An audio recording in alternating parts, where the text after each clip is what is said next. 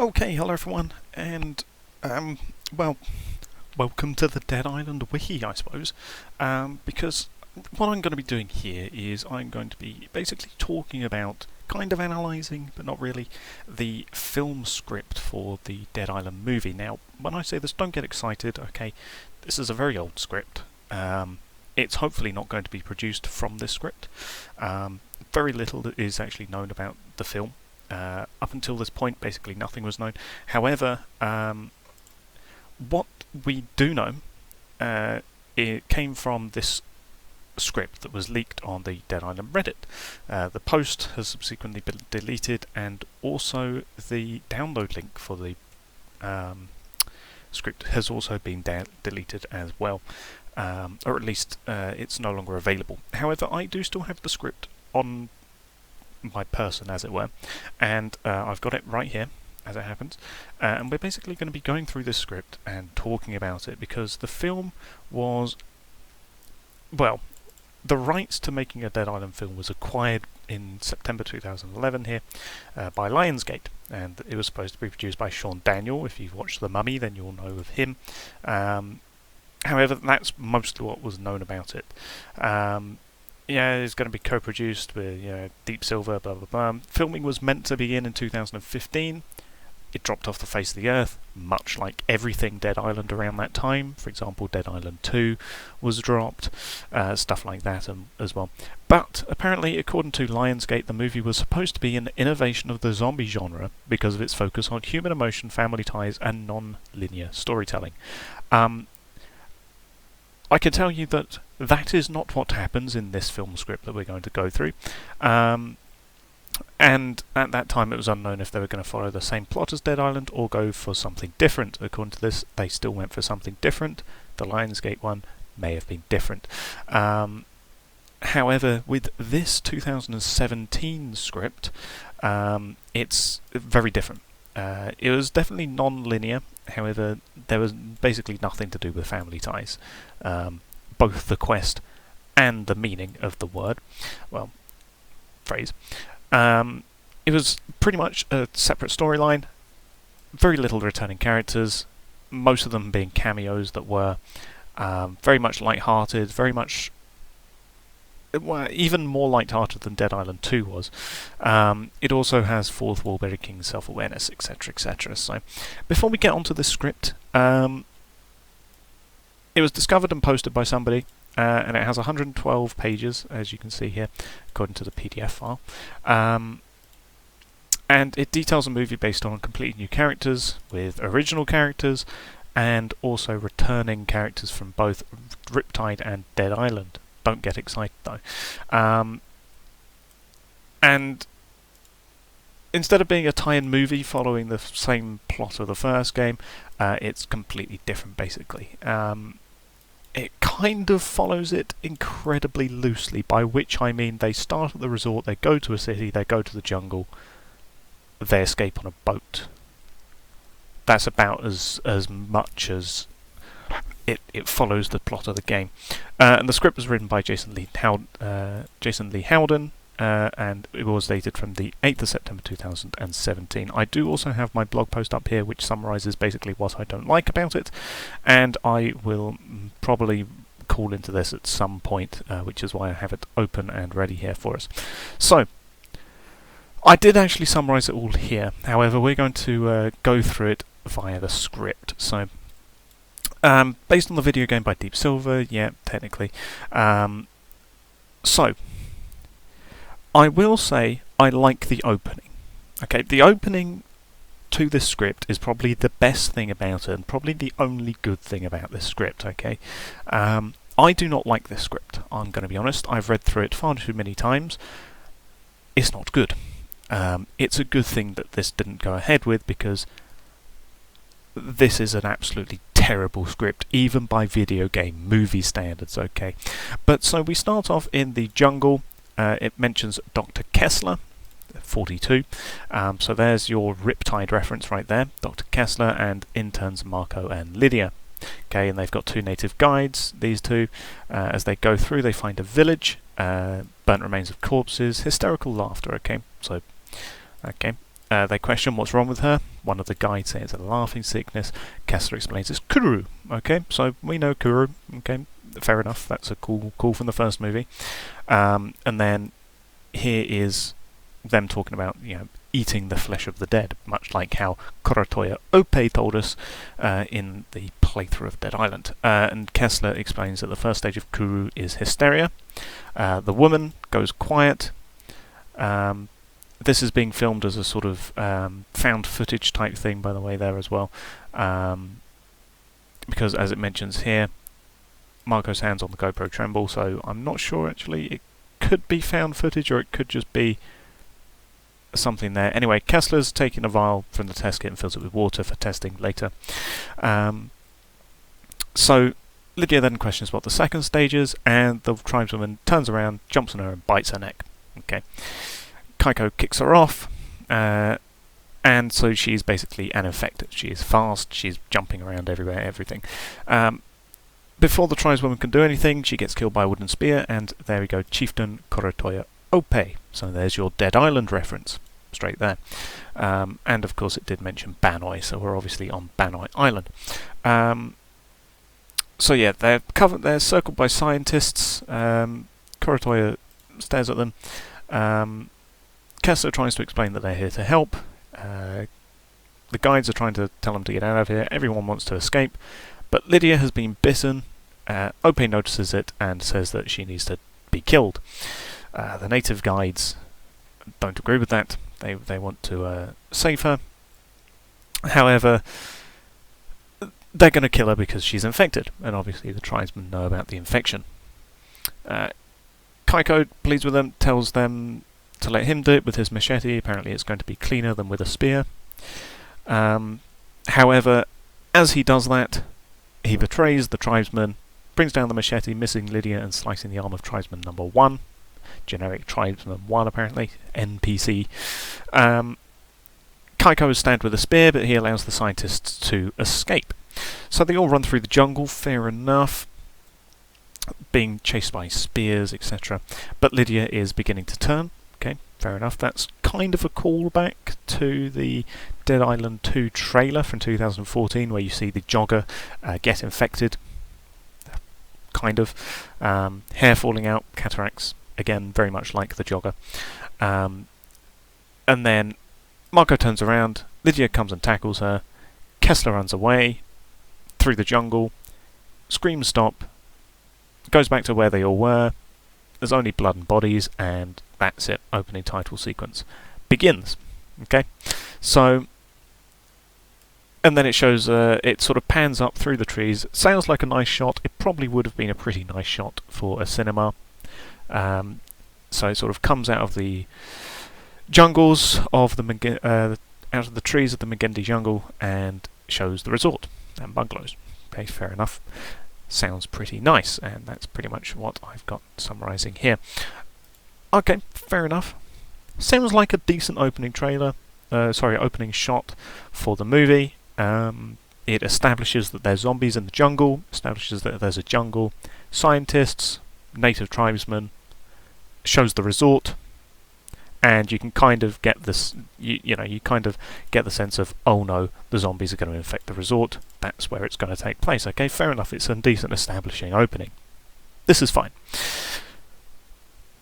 Then we come to the opening title sequence. So we have this song playing over the title sequence, and it all starts in slow-mo. And here's where you begin to see the slapstick nature of this script. So, beach ball, it basically follows this beach ball as it goes around. So, fully inflated beach ball rises out of the pool. Slow-mo, bullets are being sucked into the security guard's revolver as he shoots at the zombies. There you go. Ball starts to slowly inflate itself. Time is in slow-mo. So, yeah, basically, stuff's happening in reverse. Gives you the sense of chaos, but also the slapstick nature of everything. Elderly woman is reverse eaten. Ball bounces off the head of an ice cream man as he is reverse torn to shreds by zombie kids. So, gonna have zombie children showing up in this one apparently. And then we see the main gang that we're going to be following. Okay, so we've got Sai. He's 22. muscular and tattooed. Tynan is tall, lanky, long-haired, wearing a garish Hawaiian shirt. Cassie is the token girl character of the group, wearing a resort maid outfit. That will be explained later. It's not just fan service. Some bleached hair. And Asher, 22, big-boned and skittish-looking. They aren't rich tourists, but beach bums. And instead of being scared, they're beating the brains of the zombies out, okay? And then here's the fourth wall breaking. Sai voices over as he kills a zombie with a wooden paddle. Cassie uses a fire axe, so we've got some classic weapons from the game here being shown, which is fair enough. Asher is throwing up, and again, Sai voicing over here, and you'll see also why this is also... well, later on you'll see how Sai's voicing over here is doesn't quite make sense. However, it kind of explains how they can get away with this. Kind of. Tynan's using a barbecue fork, which is not in fact a barbecue modded weapon. I think it's just a regular barbecue poker that he's using. But then there you go. They reverse high five and run away. So then run backwards. Blood hits the screen. Title card 3 weeks earlier. That's kind of the opening sequence. Okay, so it establishes our main characters. Okay, they're obviously our main character, our main focus group. It's slapstick in nature. They're having a fun time killing zombies instead of the typical zombie movie. You know, characters are afraid of the zombies and etc. etc. But obviously these guys are loving it, and as Sai says there, we aren't just ready for it, we are goddamn excited. So okay, we have that. And now we have the background establishing of the characters' motives, kind of. What we have here is basically we've had the main beginning introduction of the characters, so we've seen them, seen what they look like, and we've seen that they all enjoy killing zombies. And now we get to have the sequence of how they got here and what their personalities are like. And here's where I am going to call back to here, which you can easily get to from the Dead Island wiki if you want to. You can just go to my profile and you've got all my blogs there, which are pretty much just reviews for the most part. But yeah, here is where I'm bringing up point number 1. I hate almost all the characters here, especially the main cast. And you'll see why some people might like them. To me, they're just not very likable protagonists. You kind of want them to lose. At least me personally, I kind of don't like these guys. But here we go. So it's basically the group of them on holiday. Facebook Live, lots of titles, filters, Snapchat, Instagram. So it's very much found footage at this point. It's a montage of cell phone footage right there. So these guys going through it. So we have Sai, Tynan, as they're running to get to their plane. Going to Amaya. There you go. Referencing reference of what is this? Epidemic. That's the one with Amaya. So yeah, Tynan, Asher, and Sai are all going through it. So a group of 3 guys going off on a sunny holiday. But then here we go. Classic bathroom humour is a lot of what this script is as well. There's a lot of bathroom humour, crude humour, very much those sorts of things.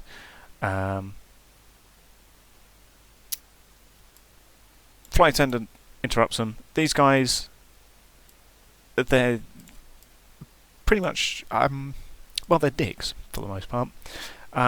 They are very sort of self-centered, caring about themselves, don't care about what they do or who they hurt in the process, kind of. But there you go. So they're on Amaya Beach. There you go, and then they find Cassie. Here you go. So here's the introduction of Cassie, and Tynan here is introducing the main conflict beyond the zombie. So this is the main inter-protagonist sort of conflict, personality conflict. Tynan doesn't like Cassie because Cassie is basically taking his best friend away from him. That's kind of what it is. So Tynan doesn't care that Sai has found a girl that he likes. Tynan only cares about the fact that it's meant to be their holiday and that Sai is ruining it by having Cassie suddenly appearing. So there you go. Again, there you go. They're in bed, and then these guys obviously play a prank. Fair enough, but then yeah, there you go. So again, lots of basic, crude humour. Very much sort of. You'd have to see it to understand the humour, sort of thing. It doesn't really convey as well through just script text. Probably actually live it would work better, but then Google Maps shows them going from Amaya to Narapella. So obviously Narapella has something for people to go to. It's not just a geofarm lab, but then anyway, that is your that's your Escape Dead Island reference right there. So Narapella Island, and then they leave Narapella straight away, basically. Facebook Live, etc., etc. Heading to Banoi. So there you go. They've already left Narapella. It's probably about 5 seconds of screen time for you, for all of you Escape Dead Island enthusiasts. There's your 5 seconds of fame with Narapella Island coming and going right there. Anyway, Cassie's come along with the group. Tynan annoyed that Cassie is coming along with them because Cassie and Sai are now a thing. And then they arrive at Banoi and they've lost their baggage. They can't get it back. Seeing Banoi Airport though, kind of cool. We've heard about it, but we haven't seen it in anything.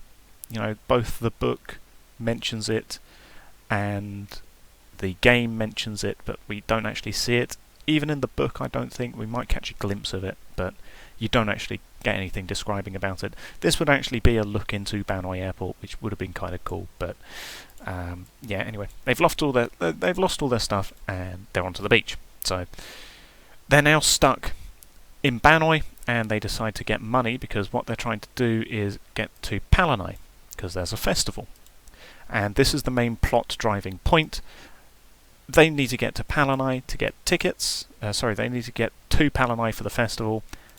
They've lost their tickets because they were in their luggage, and in order to buy new tickets, they are going to work at the resort hotel, because apparently you can just walk in and get a job there. But yeah, so they're basically going to stay there and they're going to work.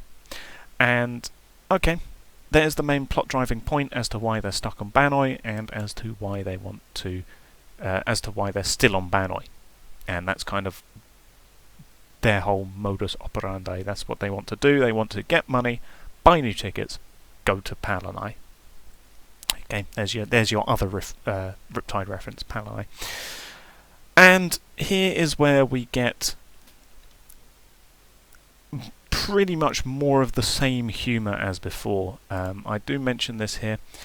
Attempted comedy, cringeworthy. The script and writer tries to be hip with the kids and hip with the internet, and especially pop culture references. However, you know what memes are like. Memes come and go every 5 seconds. They reference Boaty McBoatface, they mentioned fidget spinners, lots of internet humour, pop culture references, and potty crude humour. And we're going to see a lot of that in this following sequence, which is basically bridging the gap to set up later conflict and also introduce the zombies and bring us back to that main title sequence. That's kind of what we're going for here. So Sai is working on the working one of the bars out at the hotel pools area. Okay, fair enough. There's this elderly couple and the elderly couple here. There you go. Again, potty humour right there. Classic crude humour. It's meant to be the sort of disgusting shock factor. That's kind of what this is. Oh no, it's Asher who's working the pools. Sai is doing something else. That's right, Sai's working a different bar. But yeah, so Mr. and Mrs. Aronson, their swingers, again, meant to be shock value, potty humour, crude humour. So that's that. And then Ashley goes, washes his hands. Tynan, he's meant to be the main good guy, by the way. He's kind of... he has the most lines in the script, followed by Cassie. So, yeah, Tynan's meant to be the sort of main character, Cassie's meant to be the second main character, and then they're part of the main character group. That's kind of what it is. But yeah, so Tynan's meant to be the good guy here, but he breaks in. Well, I say breaks in. He goes into the room, doesn't clean it, pees in the ice tray, steals a beer, and then watches. Yep, there you go. Adult movies using the the poor guests charge basically, and then here's the fallout of that, and yeah, that's meant to be just a sort of ha ha dirty humour sort of thing. As for this is Cassie. Cassie enters into a room that's been used for debauched partying apparently, and then more again crude humour, basic humour, and then she gets hit on by this guy, and then again more dirty humour. Cassie runs out of the room, avoiding a sexual assault charge, which is probably a good idea for her. But then so that's what happens to Cassie. Here we have Tynan again in a different room, I think, looting it basically. He finds cash and nicks it. He finds weed, he nicks that as well. Again, he's meant to be the good guy here, but he's just stolen cash and drugs, so there you go. And then he arrives here and finds Sai sat on a deck chair, wearing his employee outfit. He's on a break, and loads of people around them obviously just setting the scene. So Sai's work at the bar. Tynan comes here, drops him the weed, and then we get Dave. I don't think this is meant to be Riptide Dave, who we know as being the Hollywood producer. I think this is just a different guy called Dave. He's 35 either way, and he's apparently a weirdo videographer. And he's here basically saying that he can do photo shoots for them for their holiday. And then he gives them his card, which is actually just a resort napkin. Anyway, the boys are rude to him, they don't like him, and they tell him to go away, and that's what he does. Then they see Jerica. Okay, she is meant to be the secondary main love interest / antagonist turned protagonist, as we'll see later on in the script. Anyway, Tynan sees her, likes her. Asher also sees her, likes her. And then they're doing, again, more internet slang and whatnot. Anyway, they try and hype up Asher. Asher is shy, doesn't want to go talk to her. Tynan does instead. And the perfect excuse for him to go and talk to her is that Cassie arrives and she ignores her and goes up and leaves. Basically, there you go. Sai says that Tynan's kind of a dick sometimes. Really, it's more than that, but you know, you do you, Sai. And then here you go. This is his explanation of why he doesn't like Cassie, because Sai and Asher are moving away, and Tynan wanted this as sort of like the last boys out, and Cassie's come along, and says must feel like he's losing you guys. So that's kind of the main conflict of why Tynan doesn't like Cassie. Bit contrived, but sure. And then Sai leaves, and Sai leaves to go back onto duty. So there you go. Anyway, Tynan does some absolutely terrible pickup line attempts on Jerica. There you go. And then they do that. They find, they see a guy named Maxim in the background. Tynan insults him. Jerica explains that it's Maxim Locke, whose father owns the resort. So there you go. Tynan insults him to try and get Jerica to like him, I'm assuming. Jerica, says, okay, gotta go, walks over, straight to Maxim, and there you go. Maxim is her boyfriend. So, great job there, Tynan. Maxim comes over, and Tynan tries to escape from it, but doesn't work. Meanwhile, go back to Sai, meets Mr. Popov. We're going to meet him later. He is a stereotypical Russian man. He has a thick Russian accent, and he is very large. There you go, obese Russian man, beached poolside, red with sunburn. and face thick with zinc dab, so he's meant to be the funny ha-ha fat Russian man. He will come back later though, don't you worry, we'll see him. So, you know, again, you know, oh, look at me, blah blah blah, we're self-aware, breaking Russian stereotype kind of thing. But then as he's fixing a new drink for Boris, he sees Tynan with Maxim and his posse, and as they're about to get into a fight, because Tynan keeps on insulting him, because tough guy got a tough guy, and then as he's about to walk away, Tynan can't resist another jab and gets punched in the face. Only for Sai to come up, who tackles Maxim, and they break out into a fight as a resort supervisor sees and fires both of them, basically. So there you go. Maxim's restrained, blah blah blah. Resort supervisor says they're both fired and they need to get out. So Tynan has single-handedly gotten both him and his best friend fired from their job that they need to be at in order to get money for the festival ticket so that they can get over to Palanai and technically also back to their home. So good job there, Tynan. And again, this is part of this. None of the characters are particularly likeable here. So what we've got here so far is Cassie so far has seemed alright. Sai has seemed alright as well, but Tynan, I don't like Tynan particularly much. Maxim's meant to be classic. Maxim's meant to be classic big bully rich kid. Jerica's meant to be classic Instagram influencer,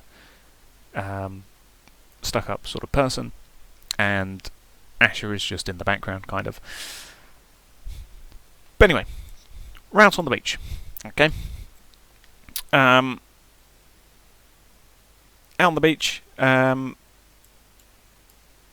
got loads of cash somewhere, somehow, considering they've both been fired.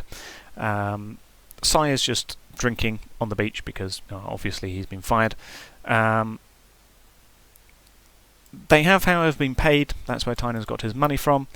He says that they have enough to get to the full moon party, which is the party on Palanai, and a boat in order to get over there.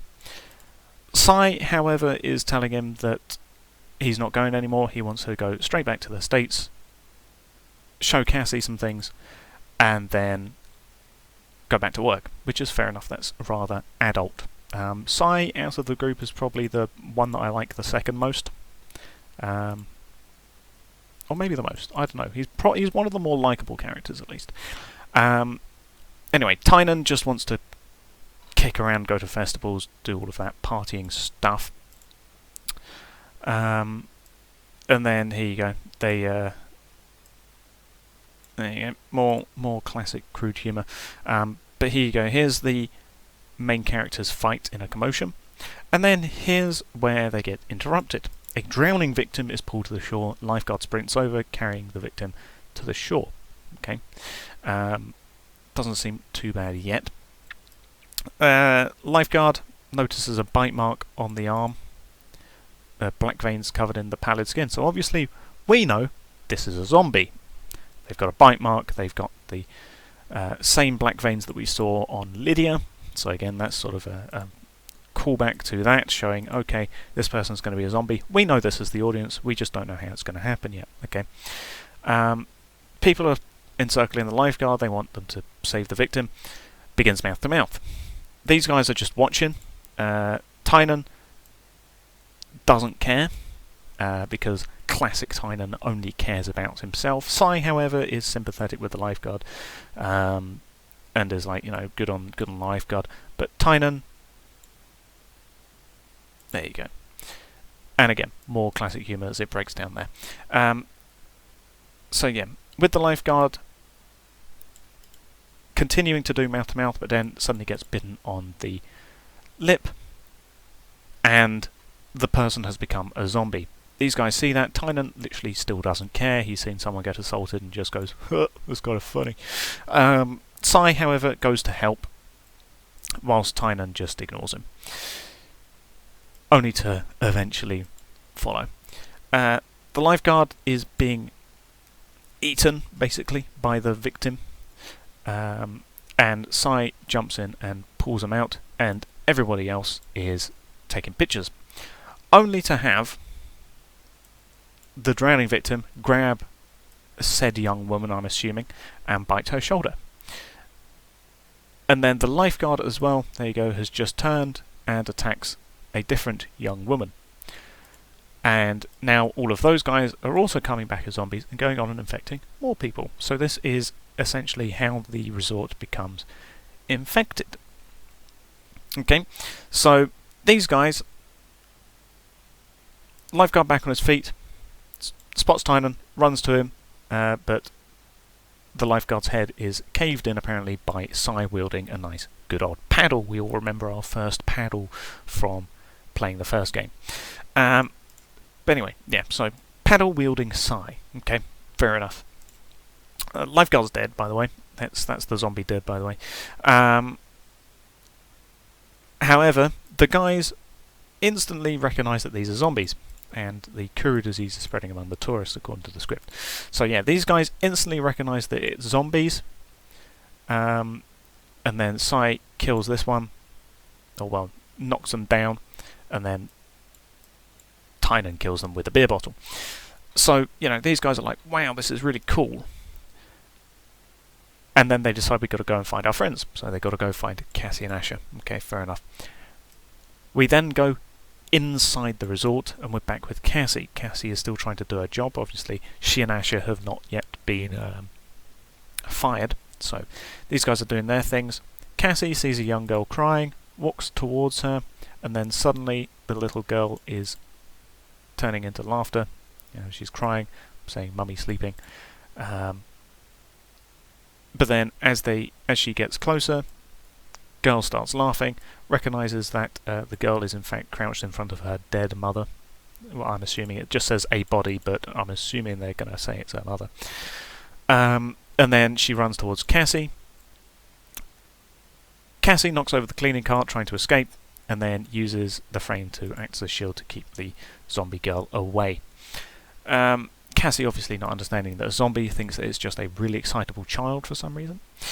And then tries to use the bleach spray bottle against the zombie child. Probably wouldn't have done much anyway, but then, yeah, she gives up and doesn't try it again. So, okay, scooping up the girl, needs some time out, blah blah blah, and leaves it in the sack, pulling the drawstring. Probably not sure how long that would last to keep her in there, but anyway. Just then, zombies smash down the corridor, double doors, and she runs away, trying to escape the zombies. Okay, so that's the main thing that the heroes are meant to deal with. Tynan, meanwhile, these boys are loving it. They use an umbrella. Use an umbrella to kill a zombie. They folded up breach umbrella using the end like a lance. And then here's that slapstick comedy. The wind causes the umbrella to suddenly open and he gets pulled over. But then he uses the pointy end to kill the zombie. So there you go. And then they find a thug. There you go. So I won't talk about the thug yet, but they find the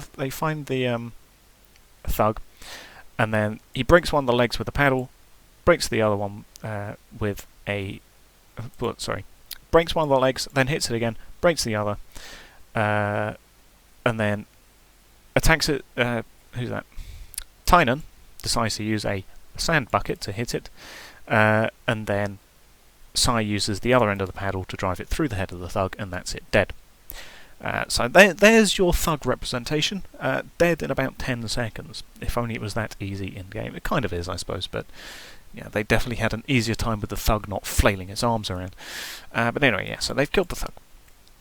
And then they find a large coconut knife. Tynan pulls it out and decides to start using that. Back with Cassie. She finds that same male resort guest who tried to hit on her earlier. And then there's a zombie masseuse in the corner laughing, so obviously there you go, he's locked in. As she's trying, she's fumbling. Classic movie trope, have the character fail at doing something which would otherwise be easy. The guy meanwhile insults her, and then he's eaten. Well, she tells him to open it himself, and then he's eaten by the masseuse. So there you go. Meanwhile, further down, Asher is cornered using a mop. Not very good. But Cassie takes a fire axe and hacks away at the zombies and kills them all. So she's gone into a blood rage. But anyway, they head to the staircase to head outside. Cy and Tynan run down the beach. They're obviously a little bit of a montage killing zombies. And then this guy gets eaten, and these guys make a funny quip about it. And all the boats are leaving. So there you go. Everyone's leaving. We should get to a boat, but they need to go get Cassie and Asher. Tynan wants to leave them. You know, he's such a great friend. He really cares about his friend Asher, and not so much Cassie. But he really cares about Asher from the fact that, and you can tell that from the fact that he's ready to leave him immediately. Cy, meanwhile, is refusing to do it. He goes back, and Tynan decides to follow him. So there you go. And then we get to the main title sequence, except it's all happening in real time. So, Ice Cream Man, etc., etc., doing these things, killing all the zombies, making the funny one-liners and stuff like that. And then they've found the others, and then we find Boris. Okay, like I said, Boris has turned up now again, and they're going to try and kill him, but then Boris has turned into a floater essentially, vomits a stream of bile straight into Tynan's face, and then he's hit with another stream and knocked to the ground as he tries to go for him with the diving knife, coconut knife rather. And then the three of them decide to work in sequence to kill him. They circle him and break his arms and everything with paddles and whatnot, and then Cassie takes off an arm, Tynan stabs him between the eyes, and there he goes next to the beach ball. So that's the end of Boris. And they say a funny Russian word, and then here we go. Back into the resort, and they decide that they're going to hold up in the resort instead because all of the boats have left. Okay, fair enough. Let's pause here. And what zombies have we encountered, okay? We've encountered runners, infected. We've encountered a token thug, and we've encountered a token floater. And we've obviously met infected, and we're going to end up meeting walkers at some point, it's guaranteed. Do you think we're going to see any other zombie types of any kind in this movie? No, we do not. Are we going to see more thugs? Are we going to see more floaters? No, on both of those counts. From here on out, the only zombies you're going to see mentioned in this script, if not by name but in general demeanour, the only zombies you're going to encounter are infected and thugs. Infected and walkers. Your token thug representation has been done with the lifeguard, and he's gone about 10 seconds. You've then got your token floater in the form of Boris, who's probably in here for about a minute, possibly 2 if you're generous. But then that's it, there's your floater. Is there any other zombies mentioned? No. And as I mentioned down here, the zombies, I say, aren't utilised in the worst way. Infected very much in the first half of the script as the infection has taken hold, and then they devolve into walkers. However, during the initial outbreak we see a thug, and we see a floater, and then it's nothing but infected but walkers for the rest of it.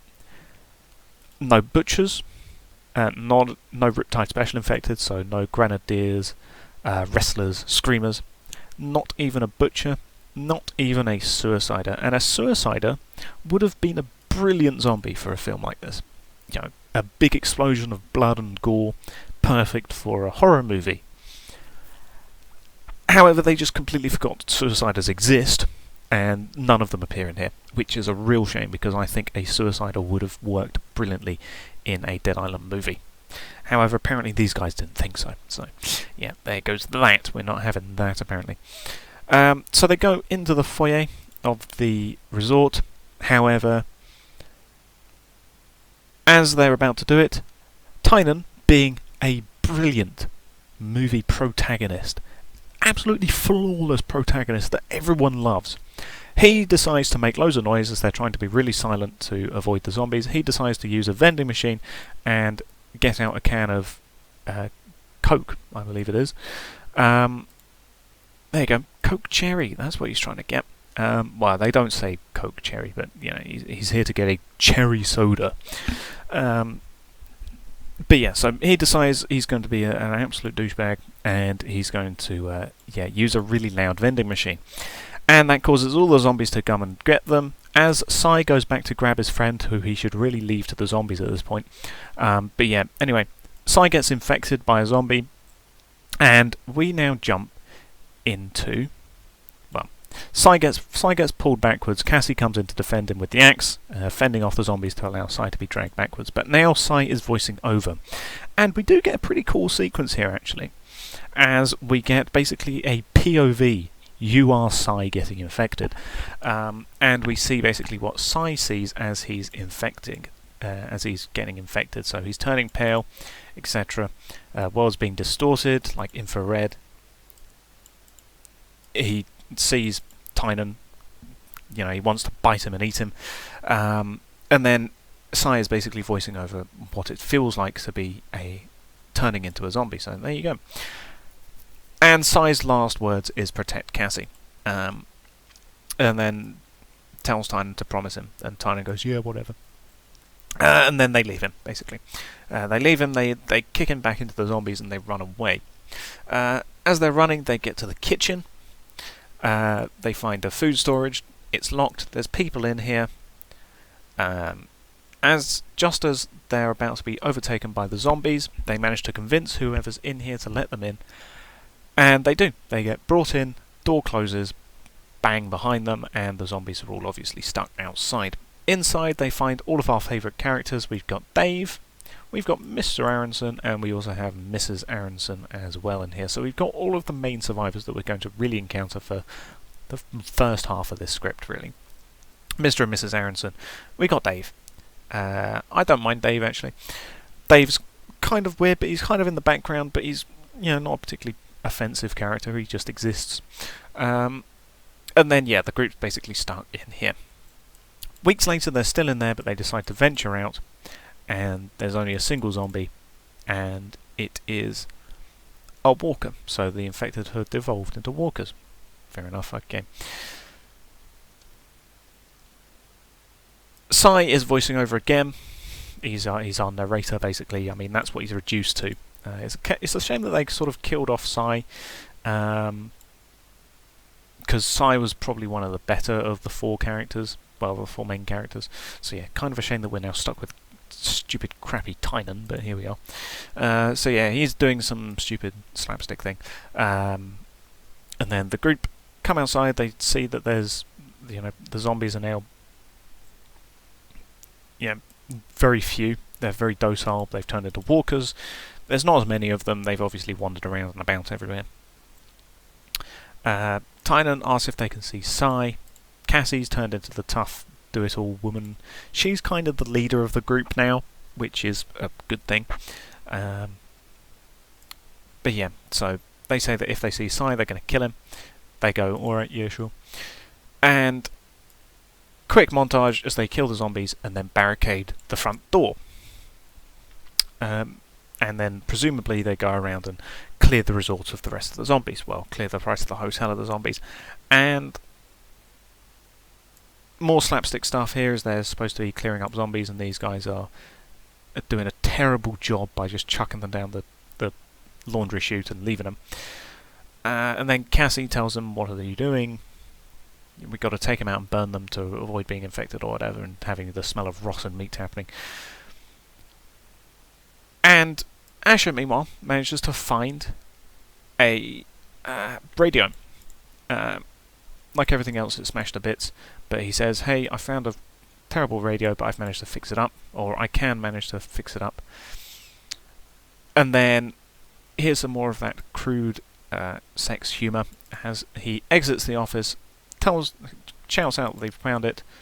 This is meant to be like this is meant to be one of those like fake out sequences, I'm pretty sure, where it's meant to be sort of like probably no music, no background noise, it's just the sound effects of him walking through a really quiet area, only breathing, etc. And then here's some sudden jump scare. Oh, it's not actually a zombie, it's just the two old people doing it to to put it YouTube friendly there. But yeah, so that's kind of like the fake out, classic fake out jump scare, cheap jump scare laugh thing. Up on the roof, they've said, "Help us." They've spelled out the help sign on the roof, and they look down and they see loads of zombies, and they say, let's stay there. Cassie asks Asher if he can get the radio working. They go, yeah, sure. I saw an electronic shop in town, so they're going into not Moresby because they don't mention it by name, but it's Moresby, and they're basically doing Radio Gaga, that side quest essentially, where they've got to go in, find some electrical parts and bring them back to fix up the radio. So it's basically Radio Gaga, the side quest in Moresby, except instead of going to the electronic shop for Carl, these guys are going to the electronic shop to fix up the radio that he's found. And then Tynan goes, oh great, lock and load montage. Kind of a fourth wall there, but also kind of just a okay, sure sort of thing. And then Dave goes, nah, you ain't going to be able to do it. Tynan's been Tynan. They see an ice cream truck, and they go, okay, we're just going to go and fix that. And here's a crafting montage, which is relatively inoffensive. They mention some cool weapons in here at least, and they do make some classic mods at least that we'll recognise from the game. Knives are attached to leather gloves, kind of making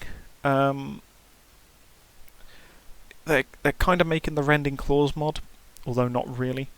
Motorbike helmet has nails put in it. Tynan wires up a battery pack to a katana, so they're making a shocking katana essentially there. There goes shock katana. So yeah, it's basically a shock modded katana. So that's what they've made there. He makes weird noises. Gas torch to a knife, making the barbecue blade. So again, there's another Riptide reference. Sounds like it'd be a pretty cool thing actually. But yeah, dual wields machetes. Just classic, boring, regular machetes. A hammer is bound to a hedge clipper blade with a bottle opener and gardening fork. Asher holds it up and it's absolutely terrible. So, yeah, nothing there. And then here they are. Come outside. They're covered in makeshift armour, which is classic apocalypse trope. Making spiky armour. So yeah, they all start to insult Asher for all of his spikes. And then as they go out to get the truck, which is the whole point of this montage, Cassie mentions Psy and sort of gets Tynan to face his own failures, which is a lot, and he still claims that it was an accident, which I'm not sure how you can claim it as an accident, Tynan, but sure, you do you, the most unlikable character in this script. But anyway, Cassie decides to... Well, they argue. Cassie and Tynan decide to argue, which is just as well. Neither of them like each other. For good reason, you don't like Tynan. But anyway, Asher points out a group of zombies that's been alerted to them arguing, and then Cassie decides to go and attack them. Tynan pulls out the Wolverine claws. So...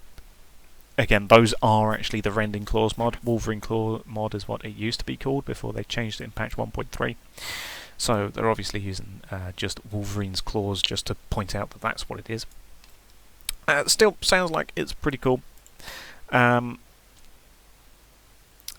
then he attacks two of them, but then he looks over to Cassie and Cassie's already killed him. There you go. Asher still, meanwhile, refuses to fight because he feels like they're still alive in there. He seems like the most...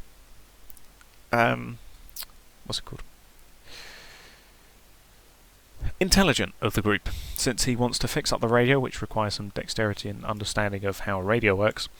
And he also is having these... I don't know, thoughts, feelings about the zombies. Meanwhile, Tynan calls him an idiot basically, and then throws a zombie head at Asher, and he gets stuck into his spikes, and he can't get rid of it. And they see a group of zombies still coming for them. As they go, they find a group of segways, and they do the funny Segway scene and drive along with it. Get to the ice cream truck. They get in. Tynan decides to eat an ice cream because whatever. And then, as they turn it on, the ice cream truck jingle starts, and they drive back to the garage basically. And then they start. There is another montage of them upgrading the ice cream truck. This is basically like the replacement of the upgrade scene that Earl does to the armoured truck, except this time they're doing it to an ice cream van. So they cover the sides in junk metal, they spray the side, Asher rewires the stereo, Tynan puts bars to the windows, they add a cow catcher to the front, spikes, razor wire, and then they have written on the side, I scream. Yeah, apparently they all know how to weld and craft and do metalworking, which I'm not sure if they would all know how to do all of these things, but I guess apparently they all know how to weld and all that. Which, hey, there you go. So, they've now arrived in what they call Bannoy Town Streets, but really it's Moresby. They're just not calling it Moresby for whatever reason. Again, this is one of those problems that I have with it, which is to do with the locations. As I say, the locations aren't the greatest. Basically, all the action takes place in the hotel and resort for as much as up to 75% of the script, and then maybe higher. And like I say, Moresby isn't featured at all, although not by name. It does mention the town where the electronics shop is, and we can assume that that's Moresby. However, it could also not be. It could just be a completely random made-up town. It makes sense for them to have it as Moresby, and maybe it was going to be one of those sort of visual Easter eggs. Sort of, you would see maybe the church in the background or something, or the destroyed bridge, for example, or the wastewater plant or pump station, something like that. Something recognisably Moresby, and it would just be a sort of visual reference. But yeah, they haven't actually mentioned it in the script, other than just Bannoy Town. So maybe that's its name. Maybe its name is Bannoy Town. Who knows? Sounds kind of stupid though. But anyway, yeah. So they take the upgraded ice cream truck with them, and then Cassie has got some sort of polo stick with a cinder block on it. Very strange. And then apparently they've got dual chainsaws on either side of the truck's grill, which extend out somehow. And they just cut through the zombies, and then they get to the electronic shop. So Cassie tells Tynan to stand guard whilst she takes Asher, and here's where Tynan mentions it by name, Cherry Coke. So again, that's her referencing Tynan using the stupid goddamn vending machine like he's an idiot. And so, yeah, they go inside. Tynan's mumbling, but then he sees Zombie Cy as he's about to kill him. And he sees Zombie Cy, and they all agreed that they were going to kill him when they saw him. However, Cy voiceover is like pleading with him, and then Tynan goes to kill him with the barbecue blade and then stops. Instead, binds Cy using skipping rope and chucks him in the freezer of the ice cream truck to take him home with them, I guess. But anyway, they have all of the electronic parts they need. As Cassie and Asher come out, they catch Tynan in the truck, and here's where we get some fun slapstick comedy, as the zombie Cy is smashing into the what's it called? Freezer. And so Cassie goes to investigate, about to open it, but then a zombie comes and hits the truck, and they're surrounded by zombies, and they decide to drive away, which saves Tynan from having his secret discovered. And so they drive back to the resort, and at night time, Tynan comes back down, gets Cy out, ties him up, well, roughly unties him, but puts a collar and leash around him, and basically leads him inside. Cy is trying to bite him, obviously. He's a zombie. Easy peasy. Ties him to a nearby pipe. So yeah, Cy is trying to bite him. but then he has got some sort of semblance of humanness, as it were. He's a slightly more sentient zombie because, as it mentions here, Sai looks past Tynan and notices his undead look in the mirror, and Tynan recognizes that he's actually recognizing himself and that he's actually doing something other than just being a goddamn zombie, and he dresses him up in a cap and some shades to cover him up, and then sprays him with some deodorant just to sort of hide him, I guess, in case somebody went down there and saw him. He would instantly be discovered because they'd A, probably smell him, which is what the body spray's for, and B, he would also be making weird zombie growling noises. So he would be discovered then, but it's a good attempt, Tynan, to cover up your undead friend. And so they gather around the radio as Asher has fixed it. He obviously Tynan goes back up with all the others, and they're all hiding in a rec room, as it says there, to listen to Asher talking over the radio. And then, just as they aren't about to get something, no, they just don't get something. It's not here yet. But yeah, so then basically Asher is just calling for help. The others are like, okay, there's nothing. And then what do? We just sit around and wait. And Tynan says, no, we go and kill zombies to, pass the time. And you get a fun montage with Tynan puts headphones over Zombie Sai's ears with the music for the montage, which is this music, which I've never heard before, but hey, there it is. And it's again mostly going to be slapstick comedy, although there is some potty humour in here, or at least some crude humour. So Tynan covers up that Sai is Asher, as he puts a big turtle suit mask over Zombie Sai's head, and he tries to say that is Asher. Anyway, so out they go. Cassie is working out in the gym. Tynan is going around with jet ski, killing zombies in the Flotsam. I'm assuming they've gone back to Moresby for this because they mentioned Bannoy Street. So yeah, they're basically rolling gas canisters down and blowing them up. Mr. and Mrs. Aronson are wearing some very revealing stuff as Dave films a music video of some description. Cassie goes around and kills some zombies using roller skates. Tynan does face swaps with the Zombie Sai. They fill up. It's a time lapse, so it's going to be a jump cut time lapse of them basically looting a bunch of stuff and putting it all into the foyer and graffitiing and everything. And then on the rooftop, they are all sitting around drinking beer and smoking weed. So yeah, that's classic Dead Island movie humour then, and the montage ends. Here's where we do get another interesting location though, and I might mention it here.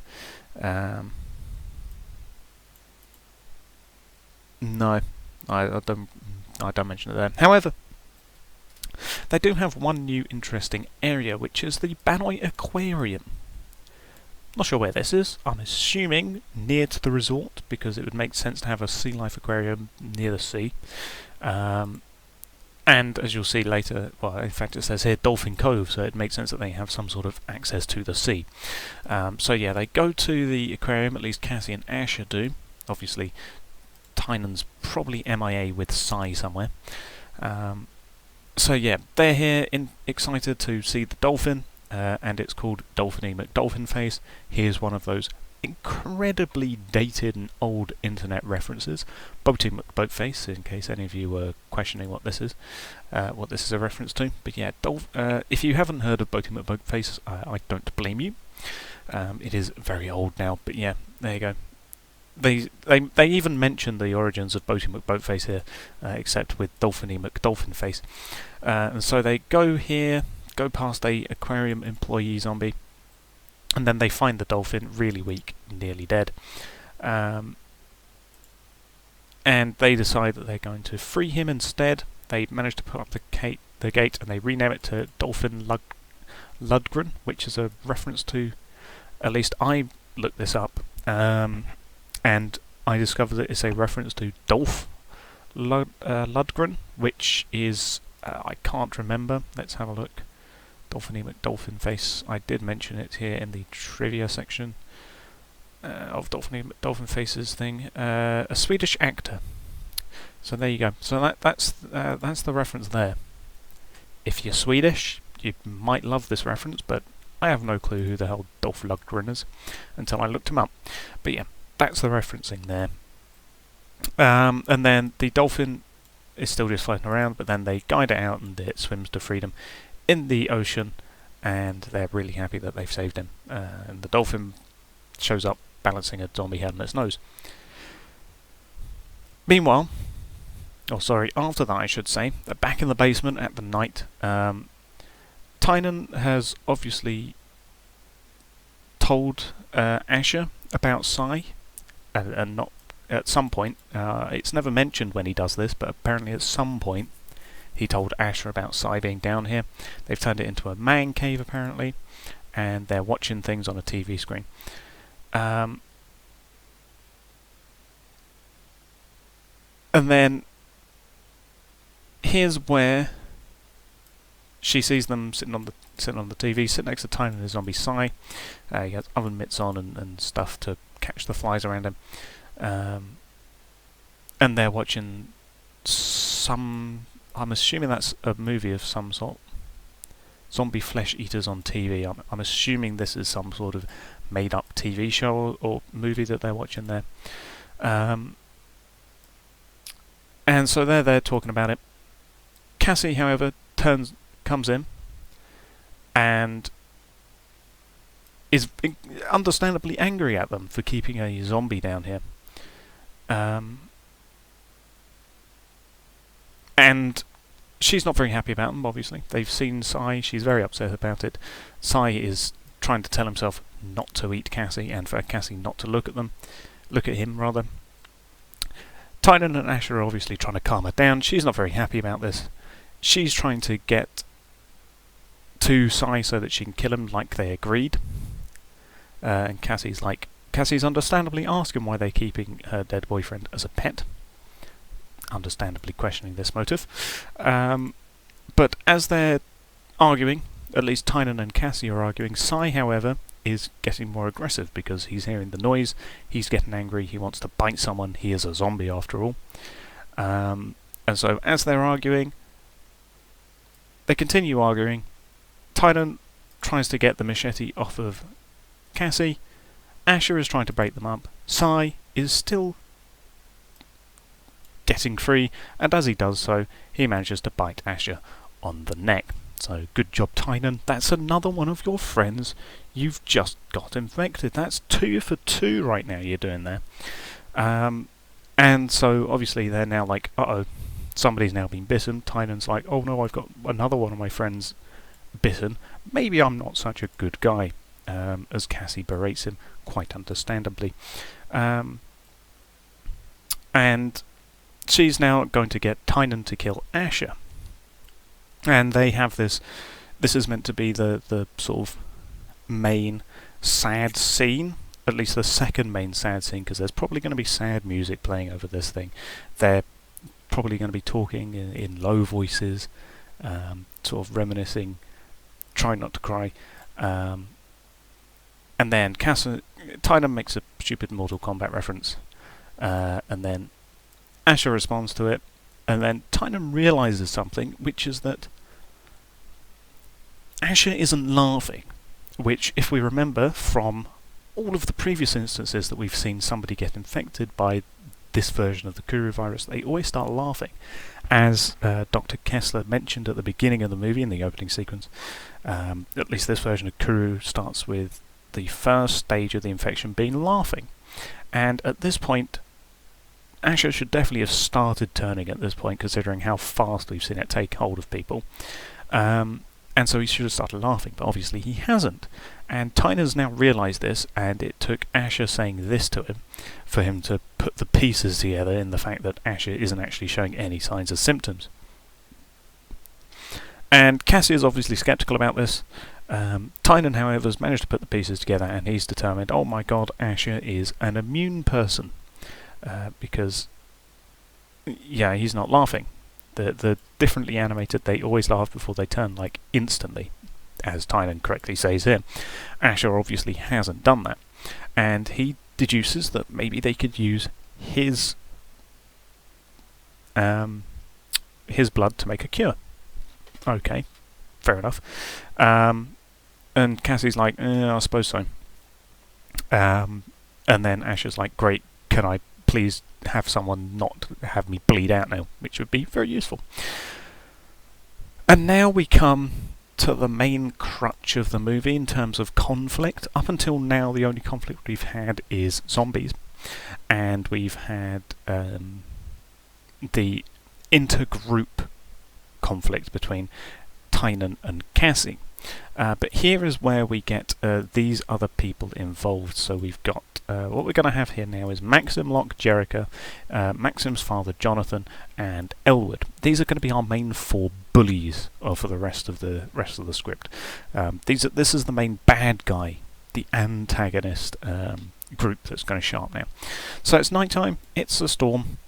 As a group of people make their way towards the hotel, and meanwhile, inside a rec room, the group of survivors are doing a karaoke night to pass the time, as you do. And as they turn up, Maxim and Jericho are here, covered in, well, rain obviously, as a gunshot rings out to get everyone to drop to the floor. And they're joined by Jonathan Locke, who's 59, grey-haired, well-built, and his clothes wants a designer suit. And you have Elwood, who's 41, and he's a massive bald-head bouncer type, and the person who owns the gun who's just shot. So obviously Tynan's doing his classic Tynan move of antagonising any situation he's in. And so Jonathan is like, he's the person who owns the place. And he's questioning what the hell they're doing in the resort. Tynan obviously responds as Tynan does.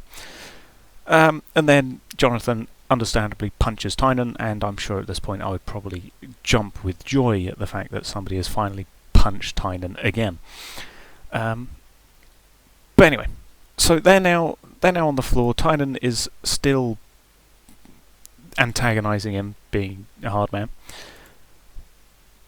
Jericho is understandably happy about the fact that Tynan's getting beaten up, which I think everyone should be. And he, there you go, smashes Tynan's head into the ground again. And Jonathan is doing the classic villain. They're not even trying to hide the fact that he's a villain, and we'll see an even more egregious fault with this as we get further in. But yeah, as you can tell, Jonathan is already not a very nice person. He's the main antagonist, and they've made that plain and simple for you. They really don't make you think a lot in this movie. If you think there's going to be any sort of conflict, you're mostly wrong. All the bad guys are obviously bad from the very moment they're introduced, as we saw with Maxim, and as we've also seen now with Jonathan. And so he's going to kick them out. And basically what happens here is that, to show that they're serious, he gets Elwood to go over and threaten to shoot Tynan. And they're all going to basically... he's going to kick them all out, basically. Jericho is protesting against it, which is the beginnings of her redemption arc, as I like to call it, because she is actually one of the better characters in this movie, I'm going to be honest. Or at least in the script. And this is part of the start of her redemption arc. She's saying, don't do it, but yeah, Maxim's like, nah, he knows what he's doing. And that's the end of what she's about to say here. And what happens basically is Cassie gets up with a bow and arrow, pointing at Elwood, and she basically makes a deal where the antagonist group get to live in the upper floors with the penthouse and everything, and all of the other survivors live in the lower floors. And the first part of what they're going to have to do for the peasants, as Jonathan puts it, is they're going to have to clean up the entirety of the frontal foyer, where they've done all of the spray paint, all of the graffiti. And just to show a point of just how bad these people are, just how much of an antagonist group these people are, they come along and Maxim is eating an apple to show that he is in fact an asshole, as CinemaSins would put it, and he throws the apple with force at the wall, where Asher just cleaned to make him clean again, and then they leave just to prove that they're massive dicks. Meanwhile, back in the basement, Cassie's coming down she sneaks in to see Sai, and she's going to kill him if he doesn't show that he's not a zombie. She tries to get him to say something. He goes to bite, but then stops and pulls himself back. Cassie looks at him and is like, wow, he stopped himself, and then puts away her machete and leaves. So that's kind of a pointless scene. A lot of what's in this movie is mostly pointless and directionless, I'm going to be honest. There's a loose plot in here. There's definitely a loose plot in here, but it's not particularly great, as I note in here somewhere. The plot is bad, as I say. They get stuck on the resort. On its own, it's not an overall bad idea, but the script continues. The plot just devolves into nothingness. The survivors mostly just sit around in the hotel and get up to slapstick adventures without an aim until the main villain arrives to direct the script again, basically, because up until now, a good 30 pages of this script has just been pointless nothing padding the runtime. I mean, sure, they went out and got the parts for the radio and fixed that, I suppose. They did that. They got Sai. They discovered Asher's immune. Beyond that, though, it's mostly just been montages and filling the runtime with pointless violence. I say that, it's a zombie movie. It's obviously going to be fun seeing them hack up zombies, but in terms of actually progressing the plot, they could have spent months in here just doing absolutely bugger all if they didn't write in the antagonist group coming in here to get them to do something. But anyway, back inside of the corridors of the resort, Asher finds Jerica sitting melancholy, looking out of a window, listening to something on her iPhone, specifically an iPhone. And then as he comes out, bumps into Cassie. Cassie quickly pieces together why he was running out of the room in such a flurry, and she basically gets him to go and talk to.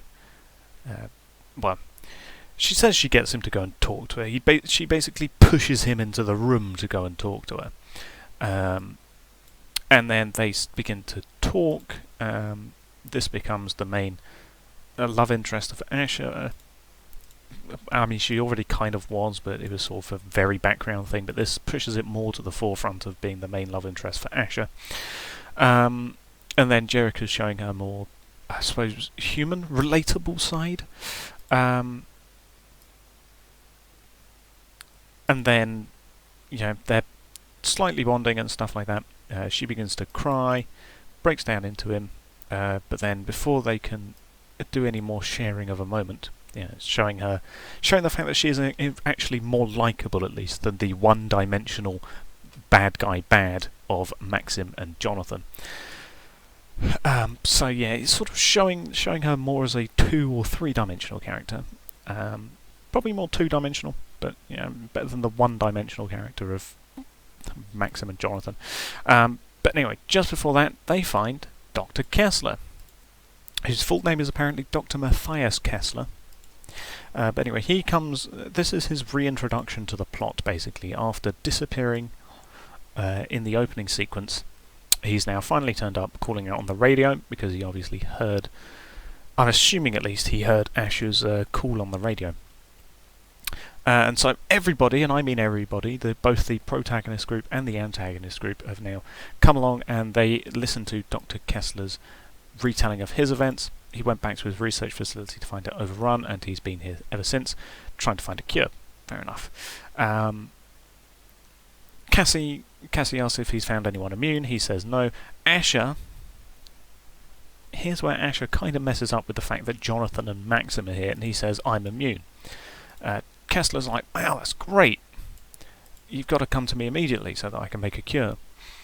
However, Jonathan and Maxim obviously are like, wow, we could make money off this.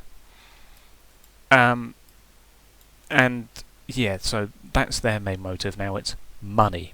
Which was kind of obvious from the fact that he's already made it clear that he finds himself above the others because he is the owner of the resort, so he's going to be greedy anyway. But this just seals the deal, the same with Maxim.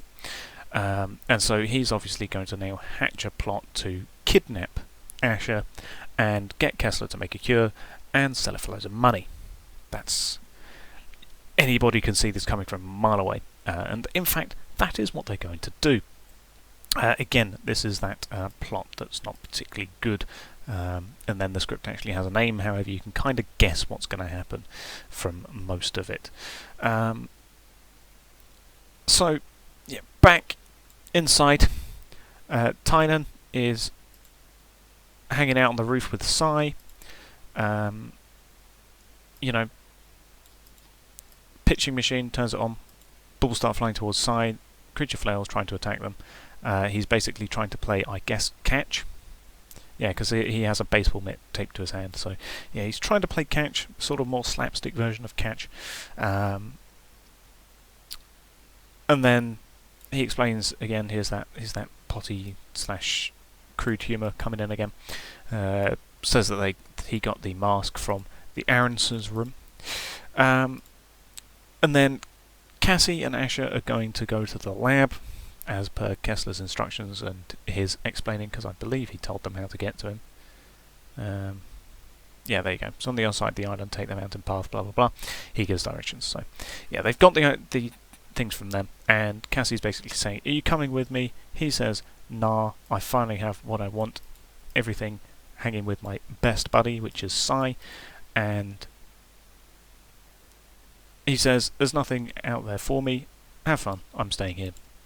I have what I need, you can go do whatever you want, is basically what he's saying. Cassie's like, wow, bit of a dick right there. And then they just leave. They just leave him to continue doing whatever he's doing, and she reminds him that he's on guard duty tonight, which is going to be important. Because, right here, he's got his shocking katana right here, and he's on guard duty in the corridor of the guard station. Jonathan appears carrying a expensive bottle of whiskey. Tynan's like, go away, this isn't your floor. However, Jonathan is going to manipulate him. Obviously before Jonathan at least explains about how much of a superior person he is to Tynan, of course.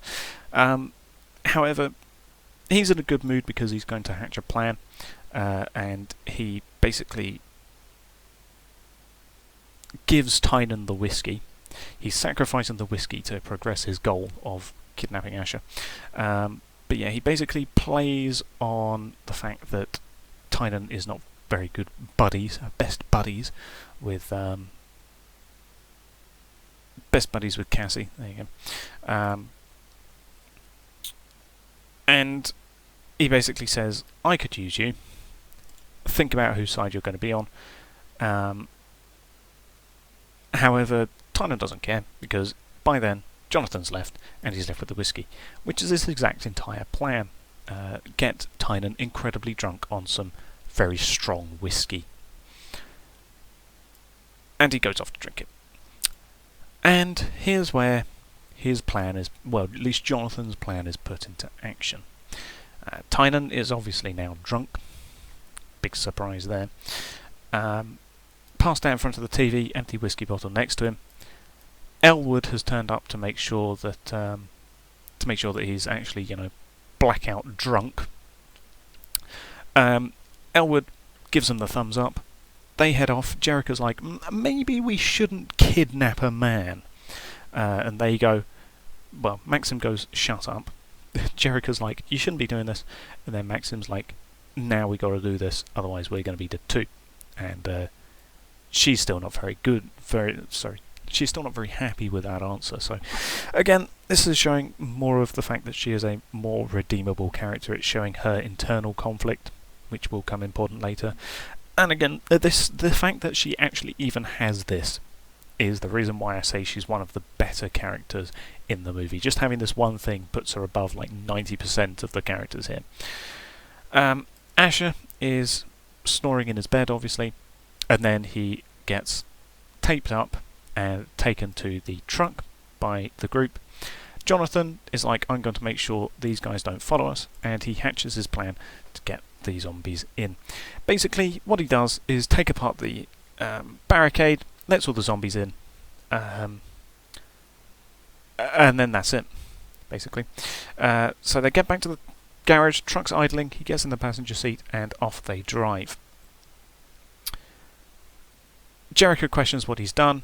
Jonathan doesn't tell her what she's done. However, them leaving has turned on the blaring music of the ice cream van, which is the only thing that wakes up the survivors that are still in the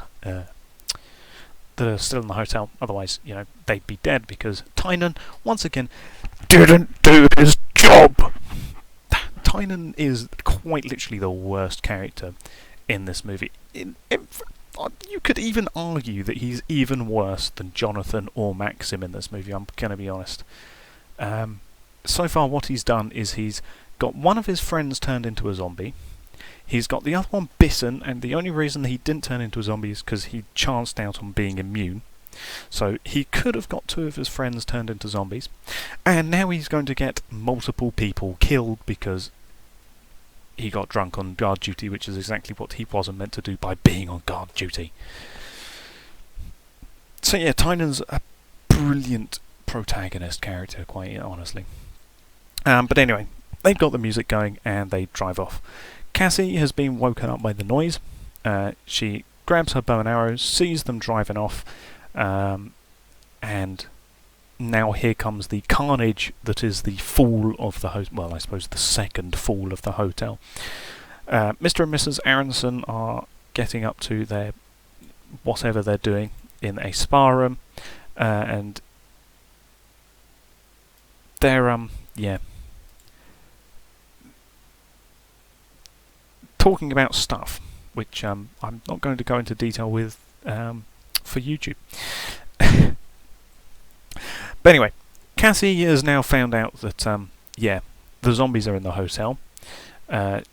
She kills a zombie and then gets out her machetes, checks in Asher's room, finds out that, well, he's not there. Dave comes in, good old Dave. He's got a modified saw blade baseball bat, which I'm assuming is going to be the Ripper mod. They haven't named it as such, but it's either going to be just the, well, saw blade modded baseball bat or a Ripper baseball bat. But anyway, he's wearing boxers and for some reason a GoPro helmet. No elaboration needed, I'm guessing. Cassie is understandably angry with Tynan and the fact that they've ran off with Asher and let zombies into the hotel. And so they go off to find where Tynan is. Back with the Aronsons, say goodbye to them, by the way, because this is, where they die, basically. Mr. Aronson has come in looking for his wife, and then, because it's foggy in the sauna, there's obviously zombies in here. The zombies get him, and they eat him, basically. So, there goes him. Meanwhile, Mrs. Aronson is soaking in the hot tub. She feels something in the water, assumes it's Mr. Aronson, but then a zombie surfaces from the water, grabs her, and pulls her under the water, which then fills with blood. So there goes Mrs. Aronson as well. There you go. Carcass floats to the top, and yeah, there you go. She's now turned into a zombie. So there goes her. And all this happens just as Dave and Cassie arrive. Cassie shoots her in the head with a bow, and that's the end of Mrs. Aronson. At least they did kill her and not let her remain as a zombie. Mr. Aronson, however, is, I assumed, either a zombie or dead. We don't actually see him, I don't think. Anyway, they get to the basement, which is, I think, where Tynan is. Well, eventually they will. This is just with Tynan. He's now being woken up out of his stupor, his drunken stupor. The door bursts open. A dozen zombies push their way in. Tynan tries to get up, but obviously he's still incredibly drunk at this point, and he's just woken up. He tries to grab his katana, but then realises that he's still drunk. A good job there, buddy. And as he slides, he falls onto his face. He grabs a pair of modded boxing gloves with an electric shock boxing glove with wires and batteries coming out of it, and a buzzsaw glove. Never heard of what these weapons are. They could be something from Epidemic. However, I think it's just something they've made up for the movie, which is fair enough. It's always nice seeing cool new modded stuff. I'm not sure how this would look. An electric boxing glove and one with a saw blade in it. I'm not too sure how that would work, but it sounds cool at least. So anyway, he gets them. He puts on some music to kill him. And he does actually manage to kill the zombies, even though he's incredibly drunk. And apparently he lashes out like a drunken boxing master, parrying and dodging, shocking and slicing, which, as an incredibly drunk young adult, I'm not sure he would be doing that. But I guess they want to keep him alive for the eventual redemption, or attempted redemption, of Tynan. I don't think he's redeemable at this point, but they're going to give it a good old go. Because, you know, he's a protagonist, damn it, and we want to make him likeable, which they don't manage to do. However, he begins to slow with exhaustion, and just as he's about to be eaten, it gets shot by an arrow, which is Cassie. And he tries to, you know, bluff his way out. However, just as they're about to escape, Dave, who is guarding the door, has hands smashed through the door, and they force their way inside, and he is torn in two and eaten by zombies. So there's the end of Dave. Honestly, one of the better side NPCs of the movie. One of the support cast, I should say. But yeah, there goes Dave. R.I.P. I quite like Dave out of all of the survivors here. But yeah, there's another one. You've got killed Tynan. Excellent job. But anyway, they need to go off in pursuit of the Locks and the bad guys. And here is where they finally leave the hotel. It's only taken until page about 85 to leave the hotel. That's pretty crazy how they've managed to stay in the resort for most of this movie, quite honestly. Kind of terrible. But anyway, she forces him through the fire exit. They escape. They tear off the exit barricade. Tynan's like, no, where are you going? We need to get Asher. But Cassie is obviously incredibly angry because Tynan has screwed up again, as he's recognised, because he got drunk on incredibly expensive and most likely incredibly alcoholic whiskey that was given to him by Jonathan. So technically it's not his fault, but it basically is, because he let himself drink the whiskey. He could have just not drunk it, and Jonathan's plan would have been ruined, but Jonathan knew that Tynan is such a terrible human being that he would do that. So yeah, good job, Tynan. You've got 3 more people killed. We'll add that to your kill count. He's going to have more kill counts than the zombies at this rate. But anyway, they need to get the hell out, as Cassie says. Tynan, however, needs to go do something. He gets to the basement door, and he smashes off the bolts, and out he comes with Sai. He's got to save Sai, obviously, is his best friend. And Tynan says there's still a chance that they can cure Sai, which at this point he's been a zombie for over 3 weeks, well over 3 weeks, so I'm pretty sure he's beyond saving at this point. But hey, if you want to hang on to that chance that Sai can be saved, you do that. But at this point, Sai's dead. He's a zombie. You ain't saving him, Tynan. But yeah, he's trying. And so what do they need to do? Well, they need to go and find Kessler's lab in the jungle. And so that's what they're going to do. So we then cut to, well, the runaway group. We cut to the antagonist group as they're driving down. Jonathan is screaming at Elwood. Elwood can't control the truck. Asher explains that only Tynan could handle driving the stupid ice cream truck. Jericha is showing concern for Asher, and Asher sarcastically replies to her. And Maxim is being classic Maxim, telling Asher to shut up.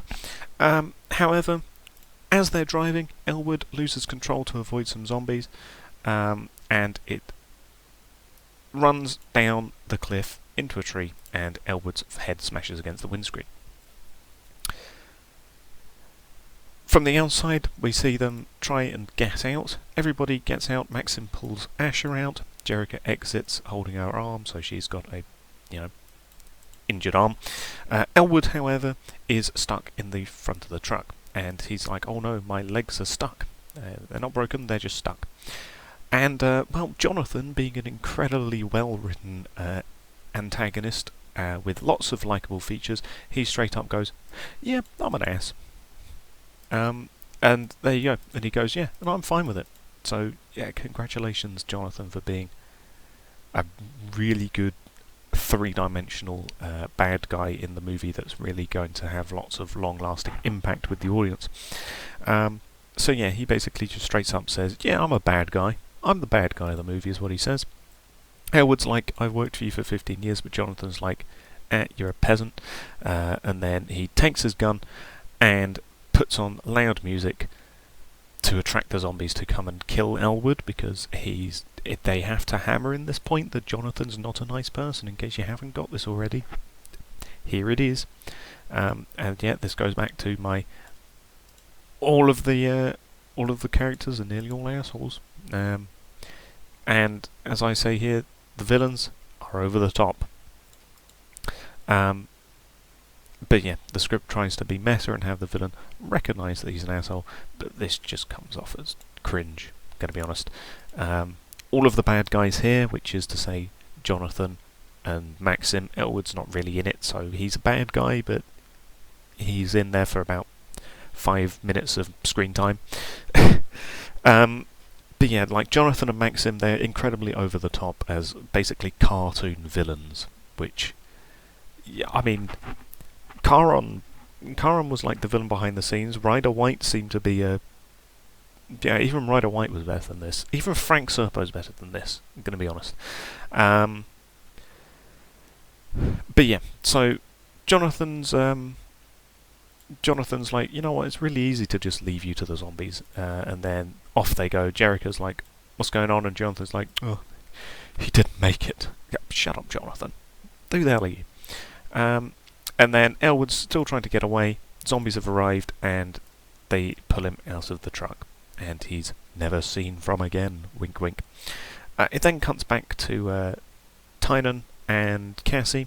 Tynan is riding on Sai like some sort of donkey or horse, I'm guessing. And then here's where they have their heart-to-heart, basically third, fourth act-ish redemption part, or reconciliation part rather, where Tynan's like, "I'm sorry, you were right, I've been acting like an ass," which he has been. And Cassie's like, "You've got to let Sai go," as Zombie Sai apparently playfully waves at them, so he's becoming more sentient.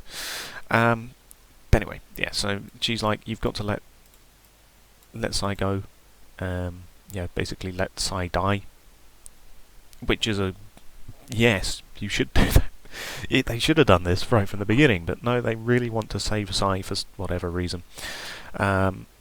But anyway, just as they're there, just as they're having their heart-to-heart, all of a sudden, bang!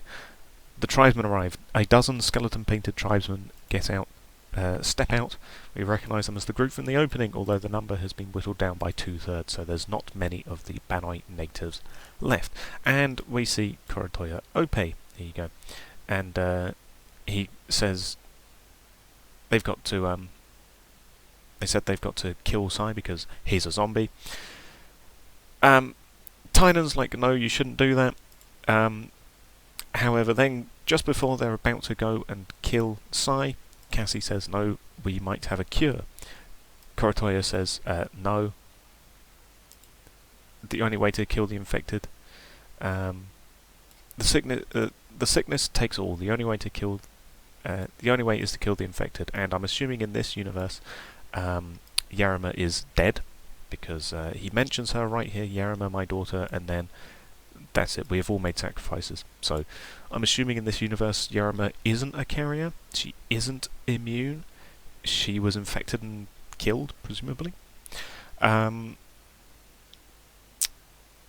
Cassie explains that Asher was infected but didn't turn. Koratoya doesn't believe this, obviously.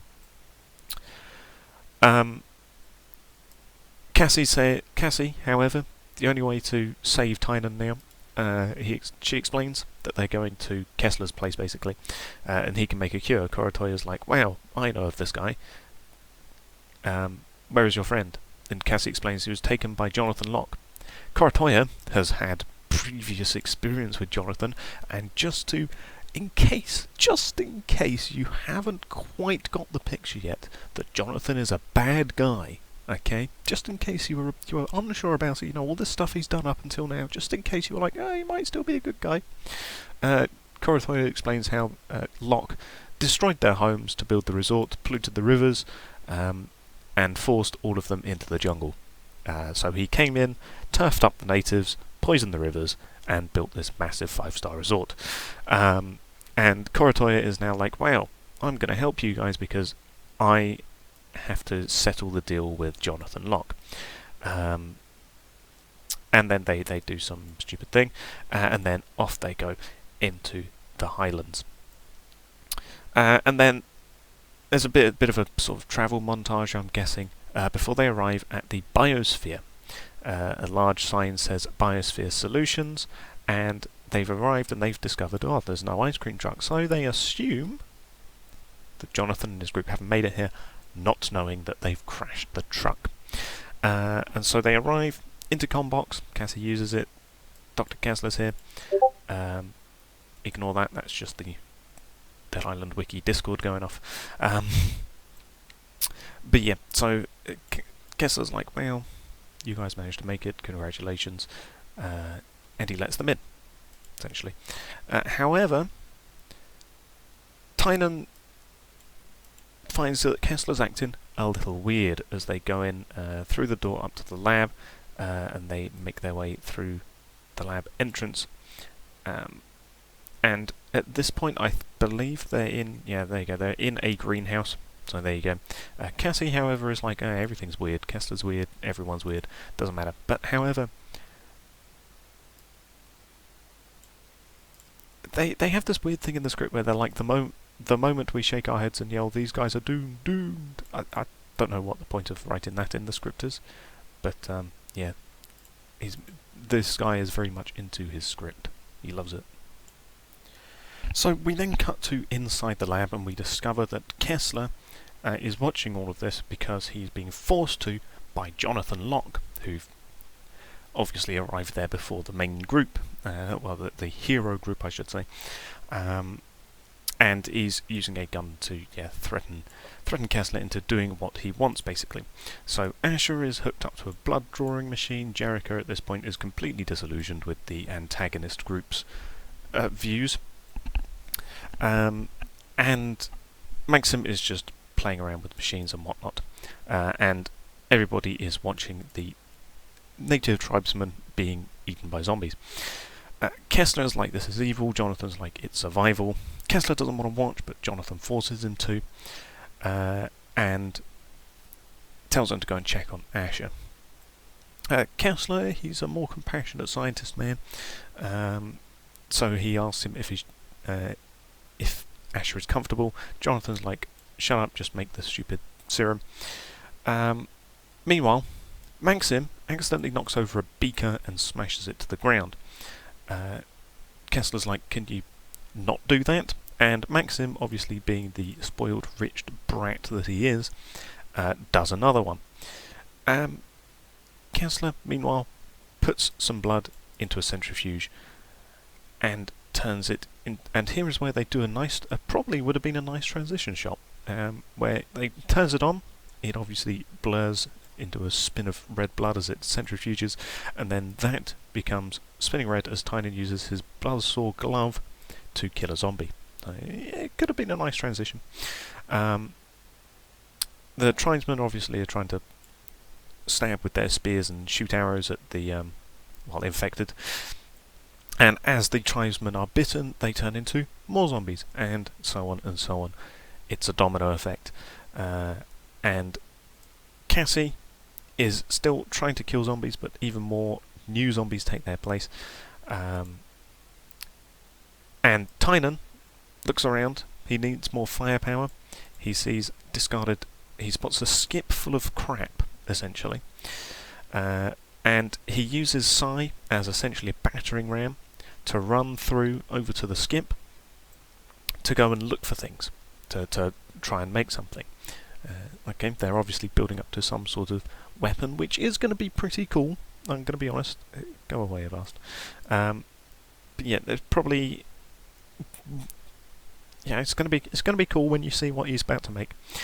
Meanwhile, back in the lab with Kessler, he's made a discovery. Jonathan, meanwhile, doesn't care. He's just watching the survivors getting eaten because he's a good guy like that, you know. And you see, it makes a flashback. Banoyan drinks from the river. Into the head, it's found a prion disease, because that's what Kuru is. And Kessler is basically explaining how the zombie virus came about, so Kessler knows exactly how it all happened. And Kessler explains how it was Jonathan's fault that this whole thing happened anyway, because what was in the water came from the resort. So it's all Jonathan's fault now that the virus has turned up. So we've got two really terrible people here. We've got Tynan, who gets all of his friends killed, and we've got Jonathan, who infected the water supply and made the zombie virus. So, yeah. Jonathan, however, just threatens Kessler, basically saying, I'm going to shoot you if you publish this. So, here we go. So, yeah, Kessler is going off to study the centrifuged blood. Meanwhile, Maxim sniffs in some strange powder, which goes on all over his face, and then he's now been drugged. He asks what's a psychobilin, or whatever this is. He asks what this is, and Kessler's basically it's a highly psychedelic compound from magic mushrooms. However, obviously, Maxim has now breathed in a whole bunch of it, so he's now high on drugs. Just to add a little bit of extra flavour to this, you know. Maxim is now, you know, getting high on drugs. He's like, this ain't great, but we'll see later. He loves it. Asher is sad watching, you know, his friends get killed and eaten by zombies. And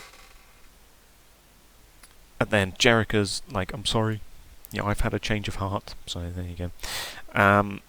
Meanwhile, Maxim is high on drugs, and Jonathan is getting even more irate with the fact that Asher is still talking and that Maxim is now high on drugs. So, you know, he's having fun with that. Back in the greenhouse, though, they're doing lots of cuts here. Lots of cuts between the two groups. And what he's done is Tynan has found a weed whacker. He pulls the ripcord, it turns on. You can maybe see where this is going. He's still modifying it though, so he needs a bit more time. Cassie is still fighting, but tiring. Most of the tribesmen are dead, and Ope is the last one left. However, he's been bitten. Ope gets bitten by a zombie here, latching onto his neck, and Ope is now going to die. Well, he is dead basically, but he's going to be infected. and Cassie steps in and kills Ope before he can turn, which is yeah, it's nice to put Ope out of his potential misery there. Tynan, however, has made the grinder, and it's your only Dead Island 2 reference, I think. Yeah, because there's no mention of Geofarm in this, surprisingly. Yeah, no, I don't mention it here, actually, I don't think, but yeah, there's no mention of yeah, there's no mention of Geofarm, basically, which is strange considering Geofarm's a big thing in the first game. So yeah, no mention of Geofarm, strangely. However, here is a nice Dead Island 2 reference with the grinder. The grinder sounds like it would have been a pretty cool weapon. It would have been nice to see that in Dead Island 2 that we got. However, we didn't, unfortunately, but it would have been nice. And so, yeah, basically, Tynan goes in and starts killing everything. And they make their way, they push their way through the now clearing sea of zombies to reach the lab door, and they bang on it. They obviously can't get in because Jonathan and his group is in there, and they're blocking them from getting in. Kessler, meanwhile, has managed to make a cure, or at least a potential cure. There you go, the serum is fighting off the Kuru, it's receding. Jonathan's like, great, take it and let's go. Kessler, however, needs to do clinical trials, but Jonathan pushes forwards, and Kessler's like, well, there you go, we can make vast quantities of this and we can save the world. Jonathan, meanwhile, is like, if the world can afford it. And he's going to take the cure from Kessler. Jericho, meanwhile, is going to help Asher, because there you go. Asher motions to the door release and makes eye contact with Jericho. Jericho understands that he wants her to open the door release. Maxim suddenly turns up as like a jump scare, and you're like, oh no, Maxim's going to tell on them, but you forget he is massively high off of a concentrated magic mushrooms serum. So yeah, he just does some stupid drugged up thing, gets him distracted, goes away, and hits the door release. The doors open, in comes Cassie and Tynan with zombie Sai. Jonathan hears the door open, sees Jericho nearby, and goes to shoot her. Jericho grabs Asher, pulls him down onto the floor, and begins to free him. The others charge into the room and dive to the floor to avoid Jonathan with the gun. However, as they do so, Sai's muzzle hits the ground and the side catch breaks open, and he's now free to bite people, which is uh-oh, dum. Kessler gets bitten, starts to change. Kessler asks Jonathan to pass him the serum. Obviously, you've got to save the scientist who can make more of the stuff that you want to sell. But no, Jonathan instead yoinks it, grabs Maxim, and runs out. So there goes Kessler. They close the door and kill the rest of the zombies that are inside, as the zombies are now unable to get in. Obviously, the big door's closed, and they go over to check on Kessler. Cassie asks if there's a way off the island. Kessler explains there's a boat engine that's broken. Asher can fix it because he's a mechanical wizard, apparently. And Cassie promises that they'll be back with the serum. Okay, this is all going to become important, okay? You know, all of these promises that, you know, they're going to come back with a serum for Kessler, they're going to save Sai, all of these things, you know, pay attention to this, okay? Outside, Jonathan is heading down the road with heading down the road with Maxim. However, as he does so, he gets bitten on the arm by a sudden zombified Elwood, who has burst out of the undergrowth and grabs him. Jonathan kills him with the gun, obviously. However, as he goes to inject himself with the cure, because apparently that's what he wants to do now, is so that he can, I guess, use his own blood to make more cures, I'm assuming is what he wants to do with that. However, as he begins to turn, he can't find the injection gun. He reaches out for it, but his body is now convulsing as he's, you know, becoming infected and begins laughing. He asks Maxim to get him the cure gun. However, Maxim obviously is completely high off his face and just runs away. There you go, boops his dad on the nose, and then runs off into the jungle. He's now fully turned, and then bam, his head is sliced in half, revealing Cassie behind him. Hooray, there you go. And they get the injection gun. Cassie is like, okay, let's go and cure Kessler now. However, Psy has called, his muzzle catch is broken. It causes his muzzle to flop down, exposing his mouth. He sees Cassie, and chomp. He bites Cassie. Oh no. Psy knows he's done wrong, apparently. But Tynan tells Asher to get down to the boat and that they'll be down there shortly. And leaves with Jericho. They reach down there, they find the motorboat, and they're like, well, there you go. There you go, there's the boat. Asher pulls out his Swiss Army knife and gets to work. Apparently he can just diagnose and fix an engine with no spare parts and just a Swiss Army knife. He really is the MacGyver of the movie. He's able to just fix this boat engine. And they share this heart-to-heart thing, and it's like, well, there you go. Yeah, they're bonding. It's going to be a happy ending. They're going to become a thing. Well, there you go. However, just as he's managed to fix the mysterious engine with his magic Swiss Army knife, they share a smile, and then, oh no, all of a sudden, stupid goddamn Maxim jumps out the water with a fishing spear and spears Jericho.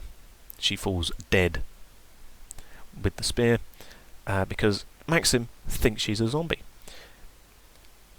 due to his drugs. And then Asher's now obviously extremely distraught, and Maxim thinks that he's another one as well, pushes him off of the boat into the water, or off the jetty into the water, gets on the boat and drives off. Great, brilliant.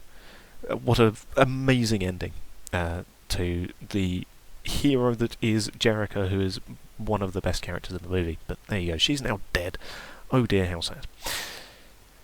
Back with the others of the group, Tynan is trying to make a decision between whether to save Cassie or whether to save Psy.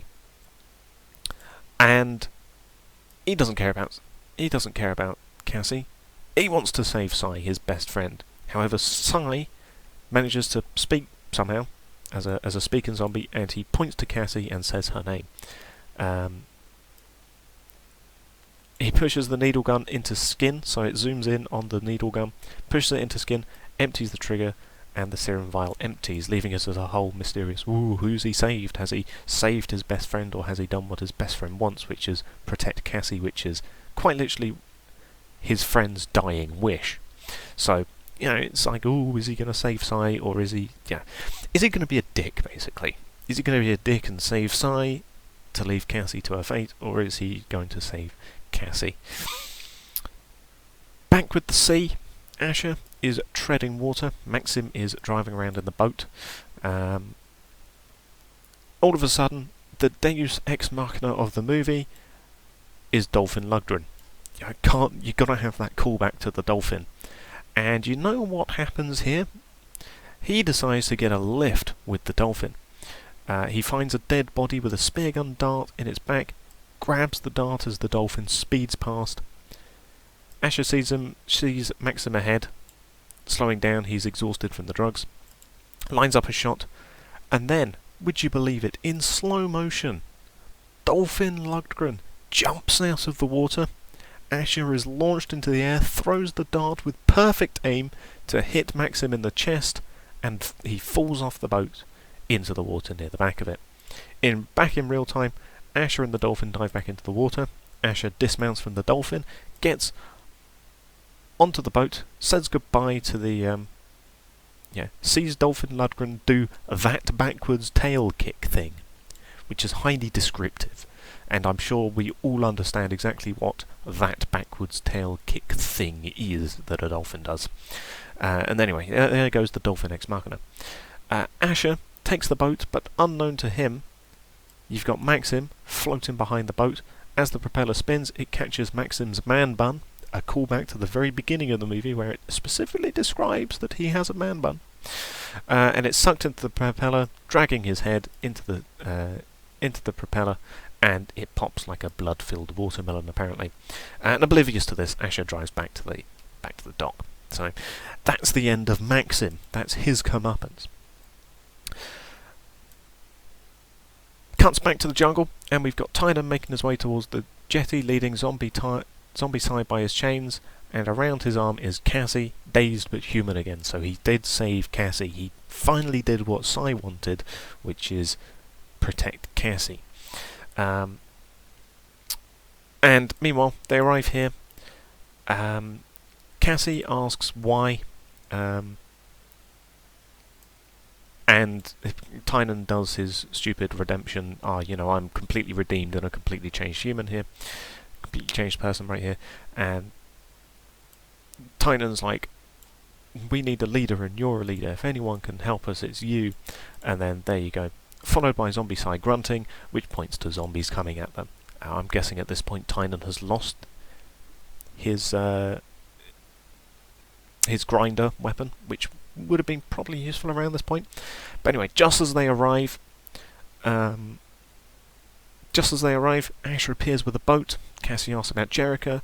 Asher explains how she didn't make it, and they all get onto the boat. As zombies arrive, they take off in the boat and escape the zombies. One zombie manages to grab onto the side of the boat. Tynan, however, lifts the claw anchor and pulverizes its head into soup. Very, very descriptive there. And off they go. Dead Island becoming... the name of the movie! Roll credits. Becoming a speck in the distance. Asher sits down and screams. Leaping up, a snake is attached to his groin, biting through his shorts. They try and escape it.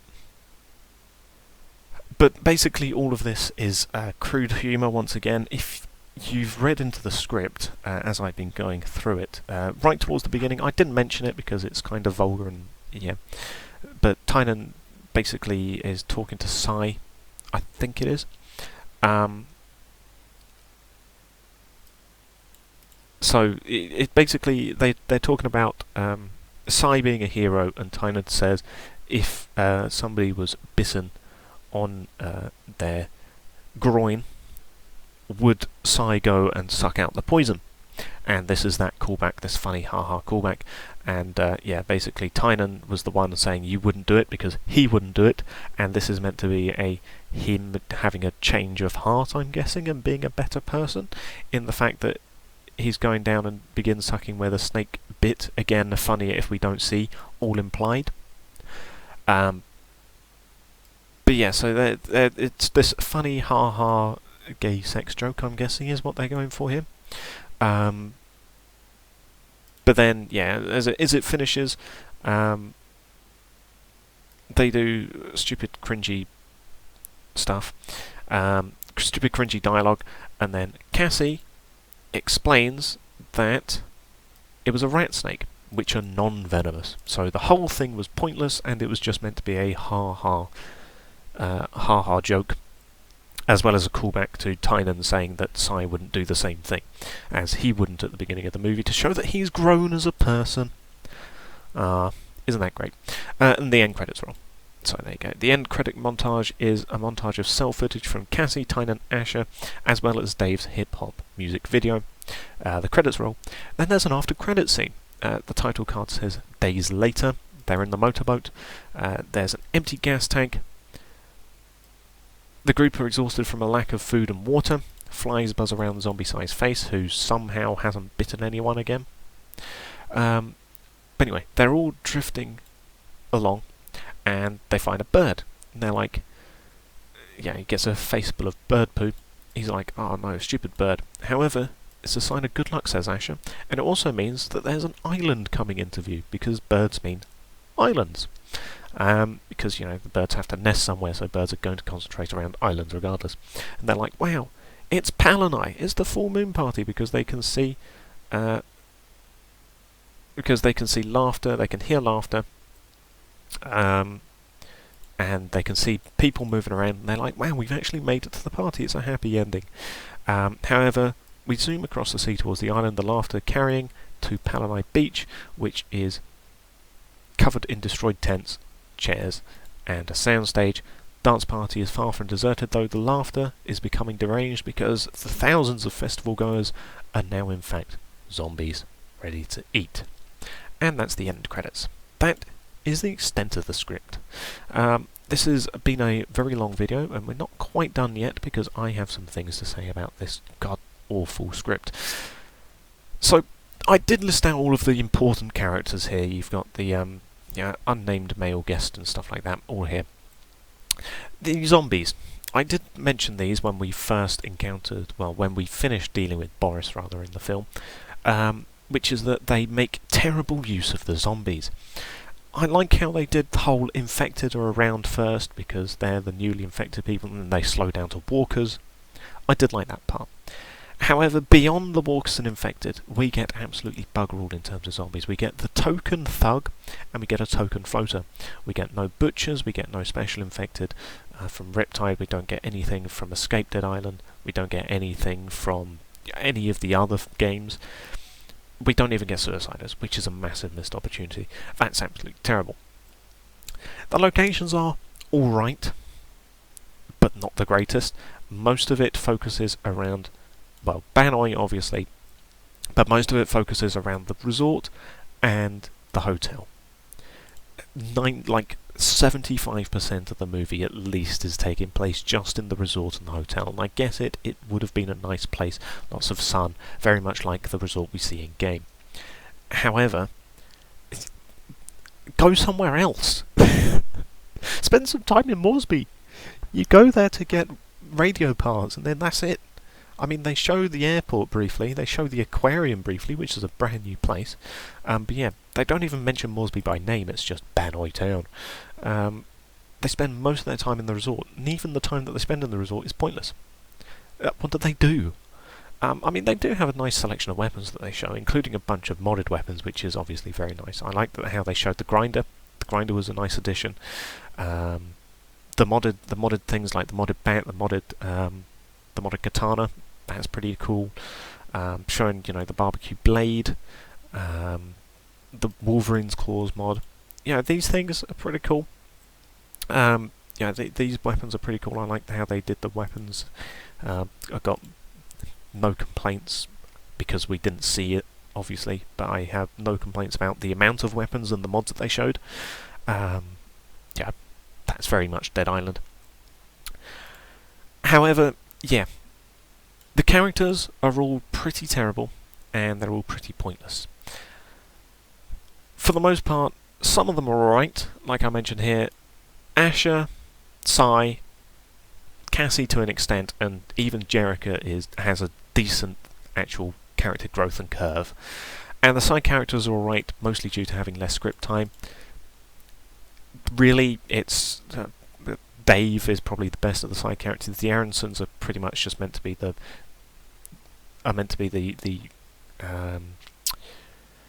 what's it called? Vulgar humour, shock factor. That's what they're really meant to be. That's their entire personality. These are all very one-dimensional characters. The only people I don't really hate in the movie is Kessler and Ope, as I mentioned here, who are returning characters that we previously had. However, probably most of the reason I don't dislike them is because we see very little of them. Ope appears at the beginning of the movie, in the opening sequence, and he appears towards the end and is quickly killed off. Kessler, likewise, same thing. He appears at the beginning of the movie, appears towards the end, instantly killed off. They have very little time to actually ruin these characters. Otherwise, there's no returning characters. These are all completely brand new characters that they've thought up for the movie, which is a shame, because it would have been nice to have at least some reference of, John Cinemoy, for example, have a reference to the prison. But no, nothing. The plot is bad. Some people might like this plot. Some people might comment on this and say, if you've watched all the way through at least, some people might read through this and go, oh, have watched through this, listen to it probably, because it would make more... It'd probably work better as a podcast, this episode, I'm going to be honest, so you can stick it on for that. However, the plot is pretty terrible. It's a basic premise of friend go on holiday, stuck on island, zombies. That's the basic premise. You can do a lot of stuff with that. You can make a perfectly fine movie out of that premise. However, what they do is it just devolves into nothingness, as I mentioned here. The survivors mostly just sit around in the hotel, get up to wacky slapstick adventures, without an aim until Jonathan appears. Even after Jonathan appears, still nothing happens. Like, okay, they get to the resort, they get into the hotel, they barricade the hotel, they fix up a radio, which could have done nothing, and they sit around and do nothing. They send out that one broadcast message and they're like, well, that's all we can do. Let's sit around and get up to stupid crap. Jonathan's group arrives, that kicks some tension into the movie. However, if Kessler hadn't called on the radio, absolutely nothing would have changed. The only thing that would have changed is that you would have had the dynamic between the antagonist group and the protagonist group. They would all be living in the hotel, they'd all be sitting around waiting to be rescued, nothing would happen. It's only when Kessler arrives and Asher lets slip that he's immune that the plot actually gets into gear again. But even then, it's pretty much bad guy wants to be rich. That's the entirety of the plot, summarised. There's no other alternative motives like with Charon, who has the shady consortium behind it, and you've got multiple layers of background there as to how the virus came about and why Charon wanted to make a super virus from it rather than a cure. You've got all of that dynamic in the original Dead Island. In this, it's quite literally just, I want to be rich. That's it. That's the entire basis of... The entirety of Jonathan's character is, I want to be rich. I am rich. I used to be rich. That's his entire personality. Maxim's entire personality is, I was spoiled. That's it. There's absolutely nothing else to him other than, I'm the son of a rich person. That's the entirety of his personality. They are incredibly one-dimensional people. And it doesn't help with the comedy. The comedy is absolutely terrible. As I mentioned earlier on in the video, Boaty McBoatface, really? Fidget spinners? Like, crappy internet humour? Dead memes? Empty pop culture references? Fourth wall breaks? Potty, vulgar, basic humour? I'd make a terrible basis for a movie. And it would be probably humour like in the Emoji Movie. The Emoji Movie, not many people like the Emoji Movie, partly because of its humour, and so this would have been another Emoji Movie situation, which involves just a lot of incredibly dated internet humour. And then, yeah, there's me complaining about the locations, as I've said already. Yeah, they mention a town. The jungle and lab are only featured for last quarter of the script, and even then the lab is pretty much just Kessler's biosphere from Riptide, like nearly a one-to-one it would have been, because it has a big greenhouse, which is where Tynan and Cassie and their group get ambushed by the zombies, and then you've got the little bit of lab where Kessler is located to make the cure. That's the entirety of the lab area, and that's pretty much identical to Riptide's lab. So the lab itself would have been very much not like the lab we see in Dead Island. It would have been a Riptide biosphere kind of dealy. Well-known locations aren't even mentioned. River Village, Lifeguard Tower, Lighthouse, Moresby, landmarks, none of these are mentioned. There's absolutely no recognisable locations for the fans to go, I remember that location. There's no fan service, pretty much. I mean, it's nice that they showed a lot of the hotel. Lots of people, including myself, would have loved to have explored the hotel more in the game, rather than the linear area that they let us explore before it's then blocked off after you finish the main quest. Yeah, it's nice that they did show more of the hotel. However, they could have done so much more. There's very little actual fan service in this fan-based movie, as it were. And now we get to talk about the ending. Oh boy, what can I say about the ending? Well, there is no good ending to this. The ending's terrible. The villains get their comeuppance and are killed in various horrible ways. Good, okay, you know. Jonathan is killed by Cassie. Maxim is killed unknowingly by Asher. and Elwood is shot by Jonathan as he's turned into a zombie. So they're all dead. Okay, great. Yeah, you've killed all of the main villains. Brilliant. Yeah, good for you. That's basic. That's basic movie thing. If you have a villain, you're going to have the villain lose in the end. And that's what they do.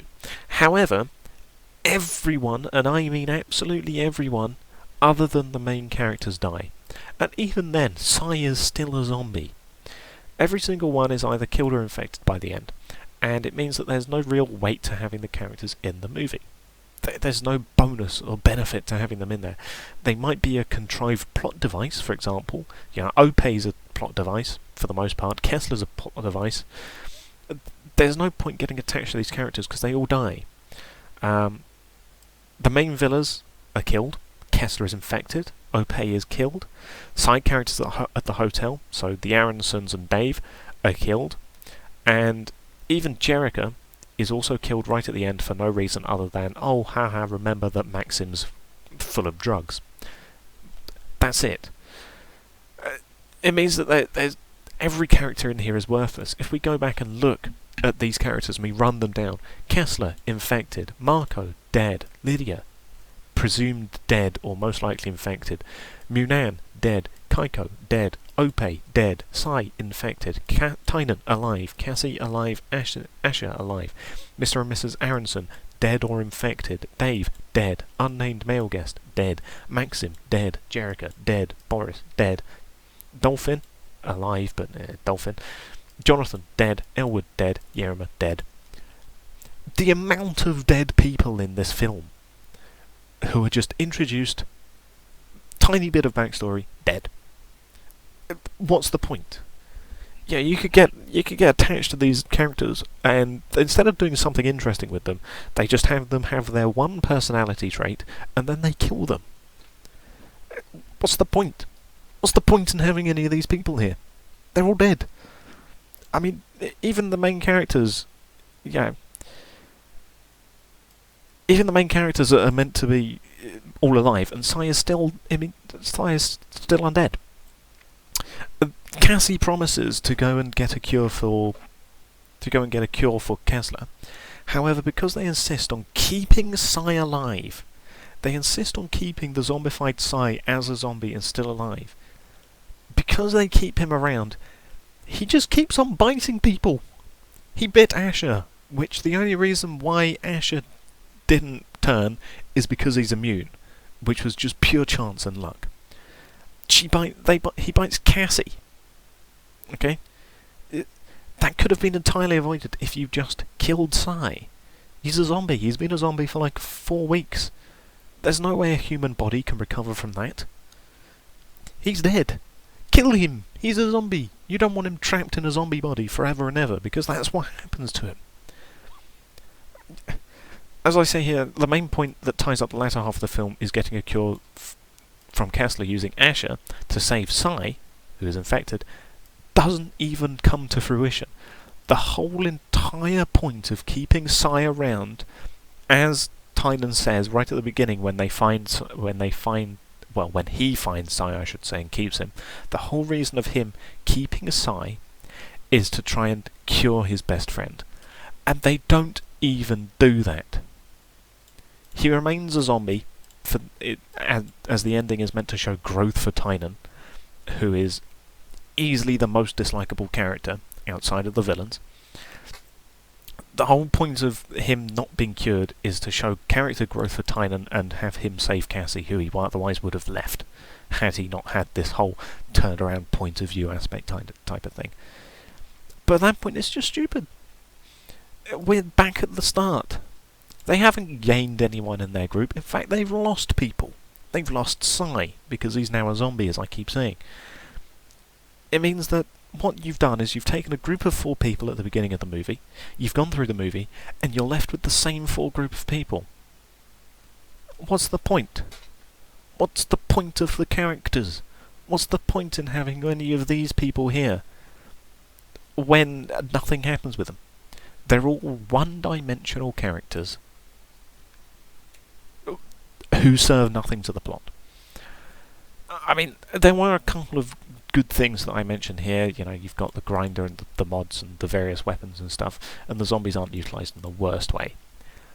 However, they mostly are, really. I mean, there's nothing other than Walker and Infected. No special Infected. They could have been great on the big screen. Butchers would have been great on the big screen.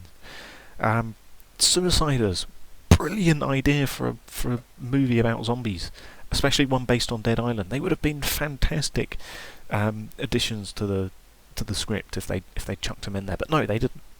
They just stuck with Walkers and Infected because they can't think of adding anything new or cool to the movie.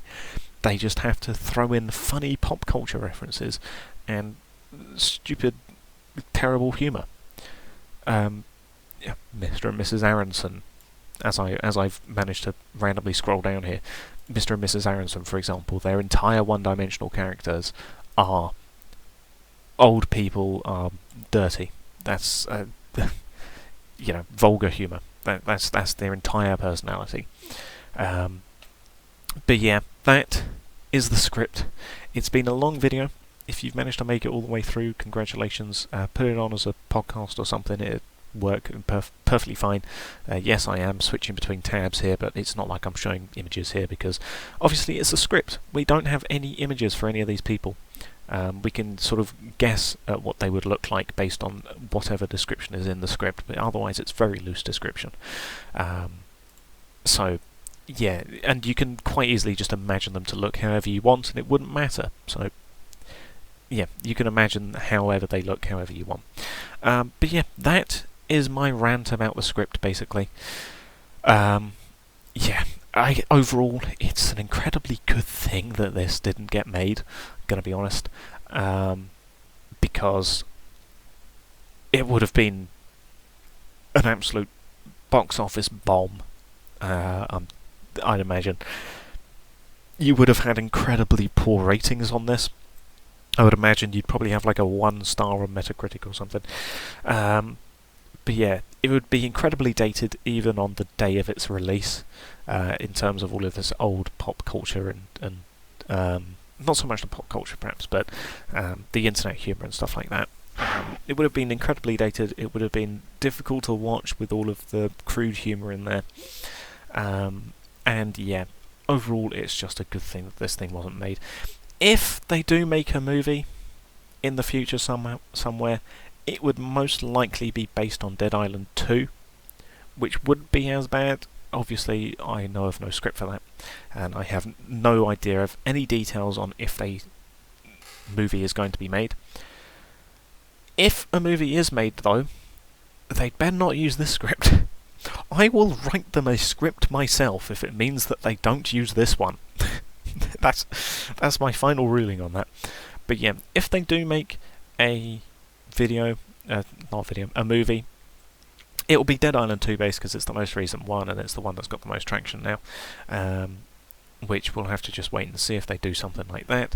But yeah, if they do make one, it'll be in America, following a possible Dead Island 2 subplot or something, who knows. But yeah, that's what we would be looking forward to rather than something set on Banoi at this point.